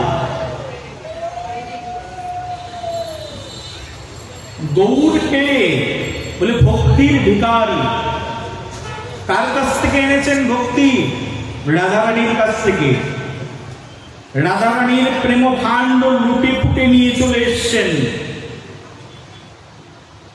গোলকেরও প্রেম ধান হরিনাম সংকীর্তন, রতিনা জন্মিল কেন তাই। গোলকের সবচেয়ে বড় ধন যা, তা হচ্ছে এই হরিনাম। মহাপ্রভু এনেছেন। মহাপ্রভু নিজে ভক্তি ভিক্ষা করে এনেছেন। এই ভক্তিকে ভিক্ষা করতে হয়। স্বয়ং কৃষ্ণ ভিক্ষা করেছেন রাধারানীর কাছে, রাধারানী তুমি তো সবই দিতে পারো, দিলে তোমার মতো কে আছে? আমরা এত রাধারানীর ভক্ত কেন? কারণ কৃষ্ণ ভক্ত। আমরা কৃষ্ণকে আস্বাদন করতে চাই, কিন্তু কৃষ্ণকে আস্বাদন করবার পূর্বে যা আস্বাদিত না হলে, যা আনুগত্যতা না আসলে কৃষ্ণ আস্বাদিত হয় না, তা হচ্ছে শ্রী রাধারানী। বলি রাধারানী না হলে কৃষ্ণের কিসের আস্বাদন? রাধা আছে বলেই কৃষ্ণ সুন্দর। রাধা না থাকলে কৃষ্ণের কি মূল্য? কৃষ্ণ রাধা বলি না রাধা কৃষ্ণ বলি? বলো কি বলি? কেন? ভগবান শ্রীকৃষ্ণ যাকে আগে তুলে রেখেছেন তার নাম তো আগেই বলতে হবে প্রেম সে। বলো কৃষ্ণের বসন রাধা, কৃষ্ণের ভূষণ রাধা, কৃষ্ণের চলন রাধা, কৃষ্ণের বলন রাধা, কৃষ্ণের সর্ব অঙ্গ কান্তি রাধা। আর রাধা ভাবে বিভাবিত গৌর আমার স্বয়ং রাধা। বলো রাধা রানী কি। স্বয়ং রাধা রানী গৌরাঙ্গ। গৌর আজকে এসেছেন ভক্তি প্রদান করতে। এই যে ভক্তি বিষয়টি আমরা আলোচনা করছি না, এই ভক্তিকে না আমাদের রূপ গোস্বামীপাদ শাস্ত্রের মধ্যে বলছে এই ভক্তি হচ্ছে 3 প্রকারের। ভালো করে বুঝবে ভক্তি কত প্রকারের। ভক্তিকে রূপ গোস্বামীপাদ ভক্তি রসামৃত সিন্ধু গ্রন্থে 3 ভাগে বিভক্ত করেছেন। তার মধ্যে প্রথম ভাগের নাম বলছে সাধন ভক্তি। মুখস্থ করো মায়েরা। প্রথম ভাগের নাম হচ্ছে সাধন ভক্তি, দ্বিতীয় ভাগের নাম বলছে ভাব ভক্তি, আর তৃতীয় ভাগের নাম বলছে প্রেম ভক্তি। ভক্তি রসামৃত সিন্ধু গ্রন্থে এই ভক্তিকে 3 ভাগে ভাগ করা হয়েছে। একটা হচ্ছে সাধন ভক্তি, একটা ভাব ভক্তি, আর একটা হচ্ছে প্রেম ভক্তি। মুখস্থ হলো? আর একবার বলছি, সবাই মুখস্থ করো হাত ধরে। কি ভক্তি? সাধন ভক্তি। কি ভক্তি বললাম? সাধন ভক্তি, ভাব ভক্তি, আর হচ্ছে প্রেম ভক্তি। সাধন ভক্তি আবার 2 প্রকারের। রূপ গোস্বামীপাদ বলছেন এই সাধন ভক্তি আবার 2 ভাগে বিভক্ত। সাধন ভক্তি কয় ভাগে বিভক্ত? 2 ভাগে বিভক্ত। তার মধ্যে একটার নাম হচ্ছে বৈদিক ভক্তি, আর একটার নাম হচ্ছে রাগ ভক্তি। কি বললাম? তার মধ্যে একটার নাম বৈদিক ভক্তি, আর একটার নাম হচ্ছে রাগ ভক্তি। মনে থাকবে তো? মনে না থাকলে তো সবই গেল, চতুষ্পাঠী নেই। শিখবে কোথার থেকে? প্রেম সে। বলো এই সাধন ভক্তি 2 ভাগে বিভক্ত। একটা হচ্ছে কি বললাম? একটা বৈদিক ভক্তি, আর একটা হচ্ছে রাগ মার্গ ভক্তি বা রাগানুগা ভক্তি বা রাগ ভক্তি। ওকে। এই সাধন ভক্তির প্রথম অঙ্গ যেটি, সেটা হচ্ছে বৈদিক ভক্তি। এই বৈদিক ভক্তি অনুশীলন করবার জন্য রূপ গোস্বামীপাদ আবার 64টা ভাগ করে দিয়েছেন। কটা বিভাগ দিয়েছেন? 64টি বিভাগ। তার মধ্যে প্রথম 10টি বিভাগকে বলছেন এই বৈদিক ভক্তির প্রথম অঙ্গ। প্রথম 10টি যে বিভাগ, সেই প্রথম 10টি ভক্তির নাম হচ্ছে বৈদিক ভক্তির প্রাইমারি স্তর। তারপরে মিডিলে বলছেন আর 10টি ভাগ রয়েছে মিডিলে, সেই 10টি হচ্ছে মাধ্যমিক স্তর ভক্তির।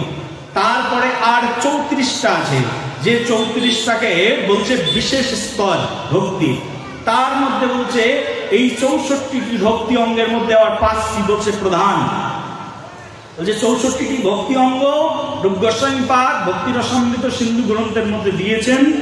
তার মধ্যে প্রথম 10টিকে প্রাইমারি, পরের 10টিকে মাধ্যমিক, আর পরের 34টিকে দেওয়া হয়েছে বিশেষ অঙ্গ, বা মনে করো সেটা ইউনিভার্সিটি মনে করতে পারো। মানুষ যেমন কি প্রথমে প্রাইমারিতে যায়, মাধ্যমিক পড়ে, তারপরে কলেজে যায়, তাই তো, তারপরে বিশ্ববিদ্যালয়ে আন্ডারে চান্স হয়, তেমনই ভাবে মনে করো এটা কলেজের অংশ। এখন বিশ্ববিদ্যালয়ে যেতে গেলে কি করতে হবে? এবার রাগমার্গ ভক্তিতে প্রবেশ করতে হবে। তার মধ্যে এই যে প্রাথমিক 10টি ভক্তি অঙ্গ, তার মধ্যে বলছে প্রাথমিক 10টি ভক্তি অঙ্গের মধ্যে রূপ গোস্বামী পাদ বলছে প্রথম যে অঙ্গ, সেই প্রথম অঙ্গের নাম হচ্ছে গুরু চরণ আশ্রয়। কি নাম বললাম? প্রথমটি কি? সদ্গুরুদেবের চরণাশ্রয়। বলছে সদ্গুরুদেবের চরণাশ্রয় গ্রহণ করো। এই দেখো আমার কাছে একটি গ্রন্থ আছে, একেবারে ছোট, শ্রী গুরু কান্ডারি। আমাদের চতুষ্পাঠী থেকে এবার নিত্যানন্দ ত্রয়োদশীতেই বেরিয়েছে এই বইটি। আমাদের একটা ছোট্ট চতুষ্পাঠী আছে, চতুষ্পাঠীতে ওখান থেকে বের করা হয়েছে, আমারই বেশিরভাগ সংকলন করা আছে এর মধ্যে। তো এই বইটা যদি পারো নিয়ে যাবে, আমাদের এখানে আছে, এখান থেকে। এর ভিতরে এই সদ্গুরুদেবের বর্ণনা দেওয়া আছে। সদ্গুরুদেব কেমন হবেন, সদ্গুরুদেবের কোয়ালিটি কি, শিষ্যের কোয়ালিটি কি, কিভাবে সদ্গুরুদেবের চরণাশ্রয় গ্রহণ করতে হয়, রূপ গোস্বামী পাদ বর্ণনা করেছেন। এই যে সদ্গুরুদেব প্রথমে বলছেন যে 10টি প্রাইমারি স্তর, তার মধ্যে প্রথমটি বলছেন সদ্গুরুদেবের চরণাশ্রয়। চরণাশ্রয়ের পরে তারপরে সেকেন্ড স্টেপ বলছে সদ্গুরুদেবের কাছ থেকে দীক্ষা গ্রহণ। কি বললাম? সদ্গুরুদেবের কাছ থেকে দীক্ষা গ্রহণ। সদ্গুরুদেবের কাছ থেকে দীক্ষা গ্রহণ করে এবার 3 নম্বরে বলছেন সদ্গুরুদেবের সেবা। এবার তুমি চলে যাও, সেবা করো সদ্গুরুদেবের। সেবা করলে এবার 4 নম্বরে বলছেন সেবা করতে করতে গুরুদেবের কাছে এবার শিক্ষা গ্রহণ করো। 4 নম্বরে বলছেন শিক্ষা গ্রহণ। এবার 5 নম্বরে বলছেন ভক্তের অনুগমন। এবার যারা শুদ্ধ ভক্ত আছে তাদের পিছু পিছু যেতে হবে। মহাজন গতস্য পন্থা, মহাজ্ঞানী মহাজন যে পথে করেছে গমন, হয়েছে প্রাত স্মরণীয়, সেই পথ লক্ষ্য করে শিবকীর্তি ধ্বজা ধরে আমরাও হব বরণীয়। প্রেম সে বলো আরো জোরে, আর একটু জোরে। আমার কথা বুঝতে পারছো তো? বুঝতে পারলে আর একবার বলো। ভালো লাগছে তো? হ্যাঁ না আরো বেশি গল্প বলবো? গল্পও দরকার আছে, প্রসঙ্গও দরকার আছে, ফিলোসফিও দরকার আছে, একই না? হ্যাঁ, সবকিছু একসঙ্গে মিশলে তারপরে তো একটা মজাদার খাদ্যে রূপান্তরিত হয়, উপদেয় খাদ্যে পরিণত হয়, তাই না? তাহলে একবার বলো সবাই।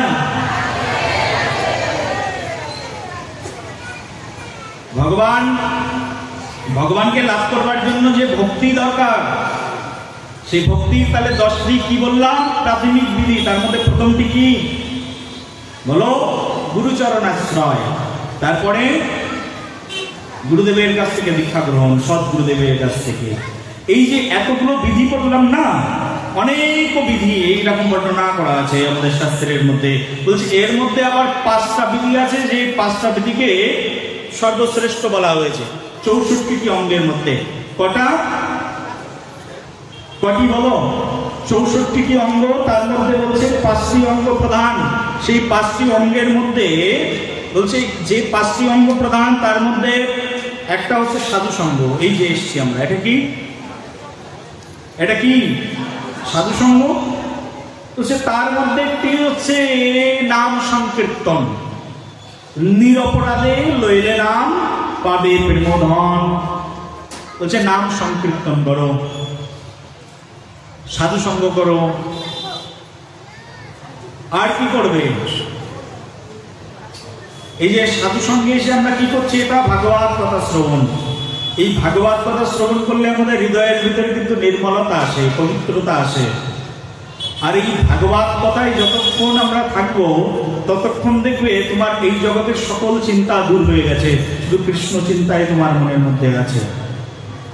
প্রথম প্রথম অভিনিবেশ করতে একটু কষ্ট হয়, কিন্তু একবার যদি ভাগবতের মধ্যে মনটাকে অভিনিবিষ্ট করি তাহলে মন একাগ্র হয়ে যায়। আর এটাই হচ্ছে আমাদের এই জগতের সবচেয়ে বড় সাধনা। কলিযুগে যদি কোনো বড় সাধনা থেকে থাকে তাহলে সেই সাধনার নাম হচ্ছে ভাগবত শ্রবণ। প্রেম সে বলো। আমাদের যদি তপস্যা করার প্রয়োজন, বলছে কলিযুগের মানুষ কি ধরনের তপস্যা করবে? কলিযুগের মানুষ যদি চোখ বন্ধ করে তপস্যা করার চেষ্টা করে, চোখ বন্ধ করে দেখো কত রকম ভূত প্রেত তোমার চোখের সামনে চলে আসবে। চোখ বন্ধ করে তো দেখো, দেখবে তোমার ছেলে এসে দাঁড়িয়েছে, তোমার দেনাদার এসে দাঁড়িয়েছে, পাওনাদার এসে দাঁড়িয়েছে, অমুক মাসি এসে দাঁড়িয়েছে, অমুক কাকি এসে দাঁড়িয়েছে, অমুক রাজনীতির নেতা এসে তোমার সামনে দাঁড়িয়েছে। চোখ বন্ধ করে দেখো। আর মনের ভিতরে একাগ্রতা নেই, ধ্যান করবে কি করে? কলিযুগে ধ্যান নেই, ধ্যান হয় না কলিযুগে। তো কলিযুগে কি তপস্যা করবো? এই যে 2 ঘন্টা 3 ঘন্টা বসে আছি, ভাগবত কথা শ্রবণ করছি, কম তপস্যা এটা? হ্যাঁ, বলছেন শাস্ত্রের মধ্যে, ভাগবত মহাপুরাণের মধ্যে এই বর্ণনা করা আছে, চঞ্চল হে মন কৃষ্ণ প্রমতি বলবদ্রিয়ম। বাবা বলছিলেন, বাবার কথাই বাবাকে শোনাচ্ছি। হ্যাঁ, আমি তো মূর্খ মানুষ, কি শোনাবো? বাবাই বলেছিলেন আমাকে। তখন বসেছিলাম, বাবার সঙ্গে সৎসঙ্গ হচ্ছিল, বাবা মহারাজই শুনিয়েছিলেন, তো ওই কথাগুলোই শোনাচ্ছি। আমাদের মন এত বেশি চঞ্চল, বলছে এত বেশি চঞ্চল, একটা বানরের একটা গাছ থেকে আর একটা গাছে যেতে টাইম লাগে, কিন্তু তার হচ্ছে একটা বানরের একটা গাছের ডাল থেকে আর একটা গাছের ডালে যেতে যতটুকু টাইম লাগে, তার হচ্ছে স্বল্প সময়ের মধ্যে মন সারা বিশ্ব ঘুরে চলে আসে। প্রেম সে বলো। বানরের চেয়ে মন কি কম চঞ্চল? মন কত চঞ্চল, মনের মতো চঞ্চল বস্তু আর কিছু নেই। এই চঞ্চল মনকে এহেন কৃষ্ণ কথামৃত রস লহরীর মধ্যে 2 ঘন্টা 3 ঘন্টা বসিয়ে রাখা সাধারণ কোনো সংবাদ নয়। প্রেম সে বলো। এই যে 2 ঘন্টা ধরে বসে আছো, এটা সাধারণ কোনো সংবাদ নয়, এটাই হচ্ছে তপস্যা। কলিযুগে যদি কোনো বড় তপস্যা থেকে থাকে তার নাম হচ্ছে এই ভাগবত শ্রবণ। এর চেয়ে বড় তপস্যা আর কিছু নেই। এই যে হরিনাম জপ 1 ঘন্টা করছো, 2 ঘন্টা করছো, কেউ যদি লক্ষ নাম সংকল্প করে লক্ষ নাম করে, এর চেয়ে বড় সাধনা আর কিছু নেই, বড় তপস্যা পৃথিবী এই যে হরিনাম জপ। একটা মালা 1 রাউন্ড ঘুরে আসতে পরীক্ষিত ভাবে 6 থেকে 7 মিনিট সময় লাগে। 6-7 মিনিট সময় ধরে হরিনাম জপ করবে, এর চেয়ে বড় সাধনা নেই। কারণ চঞ্চল মনকে তুমি হরিনামের মধ্যে নিয়ে এসছো, মালার মধ্যে নিয়ে এসছো, এই হচ্ছে বিধি ভক্তি। এই বিধি যখন এক এক করে পালন করবে গুরুদেবের কাছে গিয়ে, গুরুদেব যখন তোমাকে আস্তে আস্তে শেখাবেন বিধিগুলো, প্রথমে যাও মন্দিরে, যখন যাবে মন্দিরে, এখানে বাবা মহারাজ চিন্তা করছেন এখানে একটা মন্দির বানানোর জন্য, সবাই মিলে এখানে ভক্তরা সহযোগিতা করলে এখানে একটা রাধা কৃষ্ণের মন্দির হয়ে যাবে। বলো রাধে রাধে। প্রেম সে বলো। এখানে একটা রাধা কৃষ্ণের মন্দির হয়ে যাবে। আর মন্দির হয়ে গেলে মন্দিরে যখন যাবে, মন্দিরে গিয়ে প্রথমে শ্রী গুরুদেবকে প্রণাম করবে। দেখবে আমাদের বহু প্রাচীন কাল থেকে আমাদের প্রত্যেকটা মন্দিরের সামনে গুরুদেব বসে থাকে, বহু প্রাচীন কাল থেকে। কারণ আগে বৈষ্ণব প্রণাম, আগে গুরুদেবকে প্রণাম, তারপরে গিয়ে ভগবানকে প্রণাম। কারণ ভক্ত তোমার অধীন নয়, ভক্ত হচ্ছে ভগবান, ভক্তের অধীন। ভগবান হচ্ছে ভক্তের অধীন। ভগবানকে প্রণাম করবে, ভগবান ডাইরেক্ট তোমার প্রণাম গ্রহণ করবেন না, কোনো ভক্তের তত্ত্বাবধানে গিয়ে তোমাকে প্রণাম করতে হবে। আগে ভক্তকে নক করে যাও। ভগবানের মন্দিরের দরজা খুলবার আগে হাতে তালি দিয়ে দরজা খুলতে হয়, জানো তো? ভগবানের মন্দিরের দরজা খুললে হাতে তালি দিয়ে খুলতে হয়, আগে নক করে যেতে হয়। তেমনি ভাবে ভগবানের কাছে যাবে, ভগবানকে আস্বাদন করতে যাবে। ভগবানের কাছে যেতে গেলে আগে ভক্তকে প্রণাম, গুরুদেবকে প্রণাম, আচার্যগণকে প্রণাম, তারপরে এবার গিয়ে ভগবানকে প্রণাম করো। ভগবানকে যে প্রণাম নিবেদন করো, এই যে ভগবানকে কি করে প্রণাম করতে হয়, প্রণাম করার শিক্ষাটাও আমরা যার কাছ থেকে পাই তিনি হচ্ছেন শ্রী গুরুদেব। সেই জন্য গুরুচরণ আশ্রয় গ্রহণ করতে হবে। যার এই জগতে গুরু নেই তার কিছুই নেই। প্রেম সে বলো, আরো জোরে বলো। গুরু নেই তবে তোমার কোনো সম্প্রদায় নেই। গুরু নেই মানে তোমার কোনো নাম নেই। সম্প্রদায় কে প্রদান করে? গুরুদেবই তো প্রদান করেন। গুরু নেই মানে তোমার কোনো পরিবার নেই। তুমি কোনো গুরুদেবের কাছ থেকে দীক্ষিত নিলে, দীক্ষা গ্রহণ করলে, গুরুদেব যদি নিত্যানন্দ পরিবারের হয় তুমি হয়ে গেলে নিত্যানন্দ পরিবারের, গুরুদেব নরোত্তম পরিবারের তুমি হয়ে গেলে নরোত্তম পরিবারের। গুরু নেই মানে তোমার পরিবার নেই, গুরু নেই মানে তোমার সম্প্রদায় নেই, গুরু নেই মানে কপালে তিলকও করতে পারবে না, কারণ তুমি তো জানোই না কি তিলক করবো। বংশীপত্র তিলক করবে না বটপত্র তিলক করবে না নুপুর তিলক করবে, নিজেই তো জানো না। গুরু থাকলে না জানবে কোন তিলক করা উচিত আমার। সেই জন্যই রূপ গোস্বামী পাদ এই ভক্তি অঙ্গের মধ্যে প্রথম অঙ্গে বলছেন গুরুচরণ আশ্রয়, তারপরে দীক্ষা গ্রহণ। এই অনুমোদন হয়ে গেল, আজ থেকে আমি তোমার পরিবারে। এই যে যখন আমরা পরিবার ভক্ত হয়ে গেলাম, ভজন শুরু হলো, ভজনক্রিয়া শুরু হলো। এই ভজনক্রিয়া যখন শুরু হয়ে যায়, ভক্ত যখন ভজন শুরু করে দেয়, ভজন যখন শুরু করে, হরিনাম জপ যখন শুরু করে, একাদশী ব্রত যখন পালন করে, যখন নিত্য কীর্তন করে, আরতি করে, বন্দনা করে, নববিধা ভক্তির সৃজন হয়। এই ভক্তি অঙ্গ শুরু হচ্ছে। এবার প্রথমে সাধুর কাছে এসো, গুরুদেবের কাছে এসো, সাধু সঙ্গ করো। এই যে সাধু সঙ্গের আয়োজন হয়েছে, শেখো। শেখার পরে এবার শুরু হবে ভক্তি অঙ্গ এক এক করে।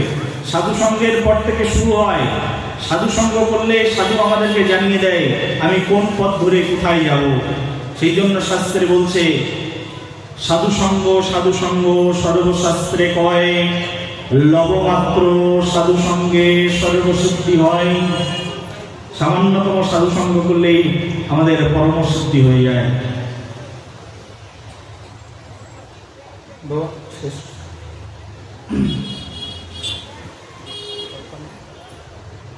এই জন্য আজকের এই পুত পবিত্র মহেন্দ্রক্ষণে এই সুন্দর ভাগবতী কথার আয়োজন করা হয়েছে, সুন্দর কৃষ্ণ কথার এই যে হাট বসেছে আজকে, নামামৃত শোধা আজকে আমরা যেখানে আস্বাদন করতে পারছি, এই নবসৃজিত বৃন্দাবনে, এই নবনব বৃন্দাবনে, এটা আমাদের জীবনের সবচেয়ে পরম প্রাপ্তি। সবচেয়ে বড় অ্যাচিভমেন্ট যদি কিছু হয় তাহলে এটা পরম প্রাপ্তি। দেখো, তুমি ইচ্ছা করলেও তোমার বাড়িতে সাধুদেরকে টাকা দিয়েও ডেকে আনতে পারবে না। 1 লাখ টাকা ধরিয়ে দিয়ে আসবে, সাধু এসো আমার বাড়িতে, এক মুঠো খেয়ে যাবে। সাধু ওই সময় নেই তোমার বাড়িতে আসবে। কিন্তু যখনই ভাগবত কথার আয়োজন হয়, যখন কোনো অনুষ্ঠানের আয়োজন হয়, আর যদি তার মধ্যমণি বাবা মহারাজের মতো কেউ থাকেন, তাহলে সেখানে অনেক সাধু এসে উপস্থিত হয়ে যায়। প্রেম সে বলো। সাধু সব জায়গায় যায় না। সাধুকে আনবার জন্য ক্ষমতাও থাকার দরকার। সাধুই শুধু সাধুকে নামিয়ে আনতে পারেন। যেমন বিমান চলে না, বিমান সব জায়গায় দাঁড়ায় না। শিলিগুড়িতে আছে নাকি বিমানবন্দর? হ্যাঁ, শিলিগুড়িতে বিমানবন্দর হয়েছে নাকি?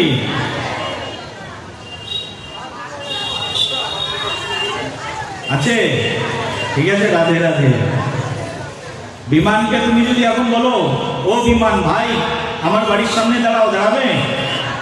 বিমান তো বিমানবন্দরেই দাঁড়াবে, একে না? হ্যাঁ, তুমি যদি বলো বিমান আমার বাড়ির সামনে অনেক বড় ফিল্ড আছে, দাঁড়াও এখানে, তোমার ওই ফিল্ডে বিমান দাঁড়াবে। কলকাতার বিমানবন্দরে বিমান দাঁড়াবে? দাঁড়াবে তো, কারণ ওটা বিমানবন্দর, তাই বিমান দাঁড়াবে। সাধুকে আনবার জন্য সাধুর কেন্দ্রবিন্দু চাই। সাধুই শুধু সাধুকে আনতে পারেন, সব জায়গায় সাধু গিয়ে উপস্থিত হয় না। সেই জন্য যেখানে সাধু সঙ্গ হয় সেখানে লুটে ফুটে গিয়ে আমাদেরকে সাধু সঙ্গ করতে হয়। কৃপণতা বাদ দিয়ে আমাদের যে মাইজার মন আছে, এই সংকীর্ণ মন আছে, এটাকে একেবারে সর্বতভাবে পরিহার করে সাধু সঙ্গে গিয়ে উপস্থিত হতে হয়। আজকে এখানে সাধু সঙ্গ হয়েছে, ভক্তরা এসে উপস্থিত হয়েছে, আগামীকালও সাধু সঙ্গ হবে। সবাই মিলে আসবে, আনন্দ করে সাধু সঙ্গে যোগদান করবে। আজকে প্রথম দিন আমাদের এলোমেলো হয়ে গেছে, প্রথম দিনে অনুষ্ঠান শুরু করতে অনেক বিলম্ব হয়েছে, সবকিছু ম্যানেজ করতে একটু সমস্যা হয়েছে। আগামী দিন আমাদের ভাগবত কথা আরো আগে আগে শুরু হবে। সবাই মিলে তাড়াতাড়ি চলে আসবেন ভাগবত কথা শ্রবণ করতে। এখানেও সুন্দর সুযোগ, এখানেও সুন্দর পাবনা কথা, যদি বঞ্চিত হয়ে গেলাম সমগ্র জীবনটাই বঞ্চিত হয়ে যাবে। ভাগবত কথা শ্রবণের সৌভাগ্য সবার হয় না। শাস্ত্রের মধ্যে বলছে বহুনাম জন্মনাম অন্তে জ্ঞানবনাম নাম প্রপদ্যন্তে বসুদেবং সর্বামিতি সমহাত্মা সুদুর্লভ। বলছে তাদেরই শুধুমাত্র ভাগবত কথা শ্রবণের সুযোগ হয় যাদের বহু বহু জন্ম চলে যায় ভাগবত শ্রবণ করতে করতে। সবাই শ্রবণ করতে আসে না, বহু জন্ম যাদের অতিবাহিত হয়ে গেছে হরি কথা, হরি গুণাগুণ কীর্তন আস্বাদনে, তারাই ভাগবত কথা শ্রবণ করতে আসে। আজকে এই সুন্দর পরিবেশ সৃষ্টি হয়েছে, সেজন্য আসুন ভাগবত কথা শ্রবণ করুন। আমাদের রূপ গোস্বামী পাদ ভক্তি অঙ্গের 64টি অঙ্গের কথা বলেছেন, তার মধ্যে একটি হচ্ছে সাধু সঙ্গ। এই যে সাধু সঙ্গ হচ্ছে, বলছেন 5টি যে প্রধান অঙ্গ বলেছেন, সেই 5টি প্রধান অঙ্গের মধ্যে প্রথম অঙ্গের কথা বলছে সাধু সঙ্গ, দ্বিতীয়টার নাম বলছে নাম সংকীর্তন। সাধু সঙ্গে আসলে কীর্তন শ্রবণ করা যাবে। সেই জন্য সকাল সকাল আসবেন, 4টের সময় চলে আসবেন, এসে কীর্তন করবেন। সাধু সঙ্গে সে কীর্তন, এর মহিমা আর কোথাও পাবেন না। ঘরের মধ্যে হাতে তালি দিয়ে কীর্তন করবেন, কিন্তু সাধু সঙ্গ তো পাবেন না। সাধু সঙ্গে কীর্তনের যে আনন্দ, ঘরের মধ্যে বসে কীর্তনের ওই আনন্দ আছে নাকি, হয় নাকি? সাধু সঙ্গে এসে হাতে তালি দিয়ে কীর্তন, নাম কীর্তন। 3 নম্বর হচ্ছে ভাগবত শ্রবণ, 3 নম্বর হচ্ছে ভাগবত শ্রবণ। এই যে সাধু সঙ্গে আসলে নাম কীর্তন হবে, প্রথমে কীর্তন করবেন, তারপরে বসে কি হবে, ভাগবত শ্রবণ। এই যে শুনছি ভগবানের গুণ মহিমা কথা শ্রবণ করছি। এই ভাগবত শ্রবণ করতে করতে মনের মধ্যে ইচ্ছা হবে মথুরা মণ্ডলে বাস। কি ইচ্ছা হবে? মথুরা মণ্ডলে বাস, বৃন্দাবনে বাস। ভাগবত শ্রবণ করলেই বৃন্দাবনে বাস করার বাসনা জাগবে, তখন আমরা বৃন্দাবনে যাব। তখন বাবা মহারাজকে বলবেন একটু বৃন্দাবনে আমাদেরকে আশ্রয় দিন, বৃন্দাবনে যেতে চাই। বৃন্দাবনে তো গিয়ে বৃন্দাবনকে স্মরণ করা যায়, আবার ঘরের মধ্যে বসেও বৃন্দাবনকে স্মরণ করা যায়। বলছে মথুরা মণ্ডলে বাস, কিন্তু এটা প্র্যাকটিক্যাল। মথুরা মণ্ডলে বৃন্দাবনে গিয়ে বাস করার কথা রূপ গোস্বামী পাদ বর্ণনা করেছেন। বৃন্দাবনে গিয়ে থাকতে হবে, মাঝে মধ্যে ব্রজের শরণাগত হতে হবে, রাধারানীর শরণাগত হতে হবে। আর 5 নম্বর বলছেন শ্রদ্ধায় শ্রীমূর্তির সেবন। বলছে 5 নম্বর ভজন ক্রিয়া যেটি, সেটি বলছে শ্রদ্ধায় শ্রীমূর্তির সেবন। শ্রদ্ধা সহকারে ঘরের মধ্যে একটি ভগবানকে, ভগবানের শ্রীরুদ্রকে প্রতিষ্ঠা করে পঞ্চামৃত দিয়ে স্নান করিয়ে, প্রতিদিন ভগবানকে ফুলের মালা পরিয়ে, ভগবানকে শৃঙ্গার করে প্রতিদিন আরতি নিবেদন করতে হবে। ভগবানের জন্য রান্না করে ভগবানকে খাওয়াতে হবে। হে ভগবান, এমন সুন্দর মানব জন্ম দিয়েছো, তোমার জন্য আমি কি করতে পারলাম? তোমাকে আমি এই নিবেদন করলাম, তোমারই দেওয়া ফল, তোমারই দেওয়া ফুল, তোমারই সব কিছু তোমাকেই প্রদান করছি, তুমি গ্রহণ করো। এইভাবে ভগবানের সেবা যদি আমরা করতে পারি, আমাদের জীবন ধন্য হয়ে যাবে। সেই জন্য শুধু ভক্তগণ আজকের এই সুন্দর মহেন্দ্রক্ষণে যারা কৃষ্ণ কথা, ভগবতী কথা, এই মধুর অমৃত কথা শ্রবণ করতে বসেছেন, আমার মুখটা তো মধুর নয়, সেই জন্য কথা মধুর হলেও শুনতে ভালো লাগছে না। যদি মুখটা মধুর হতো তাহলে আর একটু ভালো লাগতো। সাধু মুখে কৃষ্ণ কথা শুনতে হয়, সাধু তো হতে পারেনি, তো সেই জন্য হয়তো কৃষ্ণ কথা শুনতে কর্কশ লাগছে, কর্কশ ভাষা, কাকের মতো কণ্ঠ, তারপরেও চেষ্টা করছি। আপনারা ক্ষমা সুন্দর দৃষ্টিতে দেখবেন আমার এই পাঠ, আমার এই কথা। তবে একটা কথা বলি আপনাদেরকে, যদিও আমার কথা কর্কশ, কিন্তু শ্রী গুরুদেব আদেশ করেছেন একটু কৃষ্ণ কথা আস্বাদন করানোর জন্য। গুরুদেবের করুণা, শ্রী গুরুদেবের অহৈতুকী কৃপা আর এই সাধুগুরু বৈষ্ণবের করুণায় একটু একটু করে চেষ্টা করছি। আজকে হয়তো ভালো বলতে পারছি না, একদিন বলতে বলতে তো ভালো হবে তো একদিন। হ্যাঁ, হাঁটিতে শেখে না কেহ, না খেয়ে আচার, আচারে পড়িয়া ভালা হাঁটো বারবার, আছে না? মানুষ যখন প্রথমে হাঁটতে শেখে অনেকবার তো আচার খায়, আচার খেতে খেতে খেতে খেতে একদিন সঠিকভাবে হাঁটতে শেখে। আজকে হয়তো আমার কথার মধ্যে অনেক রসভাস দোষ আছে, আমার কথার ভিতরে অনেক ভুল ত্রুটি আছে, কত কত ভুল বলেছি, কত কত রসভাস করেছি, ছন্দ পতন ঘটিয়েছি, তা ঠিক নেই, বাবা মহারাজই জানেন। সেই জন্য আপনারা যারা বিজ্ঞজন আছেন আপনারা জানেন অনেক ত্রুটি আছে, কিন্তু ত্রুটি বিচ্যুতিকে নিজের মনের মতো করে, নিজের সন্তান মনে করে, নিজের ভ্রাতা মনে করে, নিজজন বলে মনে করে যদি ক্ষমা সুন্দর দৃষ্টিতে দেখেন, আর কালকে যদি আবার উত্তম সময়ে, উত্তম মুহূর্তে, সঠিক সময়ে এসে উপস্থিত হন ভাগবত কথা শ্রবণ করতে, সত্যিই আমি কৃতার্থ হব। কারণ বাবা মহারাজ 2 দিনের জন্য আমাকে যে সেবা দিয়েছেন, এই সেবাটি আমি সুন্দরভাবে সমাপন করতে পারবো। আগামীকাল সবাই আসবেন আর প্রাণ ভরে আস্বাদন করব। বাবা মহারাজ বলেছিলেন গৌড়ের কিছু কথা শ্রবণ করাতে, কিন্তু আমি বুঝতে পারছি না সময় কি করে গড়িয়ে গেল। একটা প্রসঙ্গ নিয়ে শুরু করেছিলাম, সময় এত তাড়াতাড়ি চলে গেছে, গৌড়ের কথা কিছু শ্রবণই করাতে পারলাম না। কালকে আসবেন, আমরা প্রাণ ভরে গৌরাঙ্গ ভগবানের কথা শ্রবণ করাবো। প্রাণ ভরে আমরা আগামীকাল আমরা রাগ ভক্তির মহিমার কথা শ্রবণ করাবো, যে রাগ ভক্তি প্রচার করবার জন্য গৌরাঙ্গ ভগবান পৃথিবীতে এসেছিলেন। যদি গৌর না হইত তবে কি হইত, কেমনে ধরিতাম দে রাধার মহিমা, প্রেম রস সীমা জগতে জানাতো কে। যদি গৌর না আসতো তাহলে রাধারানীকে জানতে পারতাম না। রাধারানী গৌর হয়ে এসেছেন, জগৎ জীবকে ভক্তি শিক্ষা প্রদান করেছেন। আগামীকাল আসবেন, আমরা সংক্ষিপ্তভাবে শ্রবণ করানোর চেষ্টা করব, যতটুকু আমার দ্বারা সম্ভব। আমার শ্রী গুরুদেবের করুণা যতটুকু আমার পরে বর্ষিত হয় ততটুকুই আমরা শ্রবণ করব। সবাই ভালো থাকবেন, সুস্থ থাকবেন। আজকে আমাদের সময় শেষ, আমরা এখানেই বিশ্রাম করছি। সবাই মিলে একবার উলুধ্বনি হরিধ্বনি করে আজকে ভাগবত কথা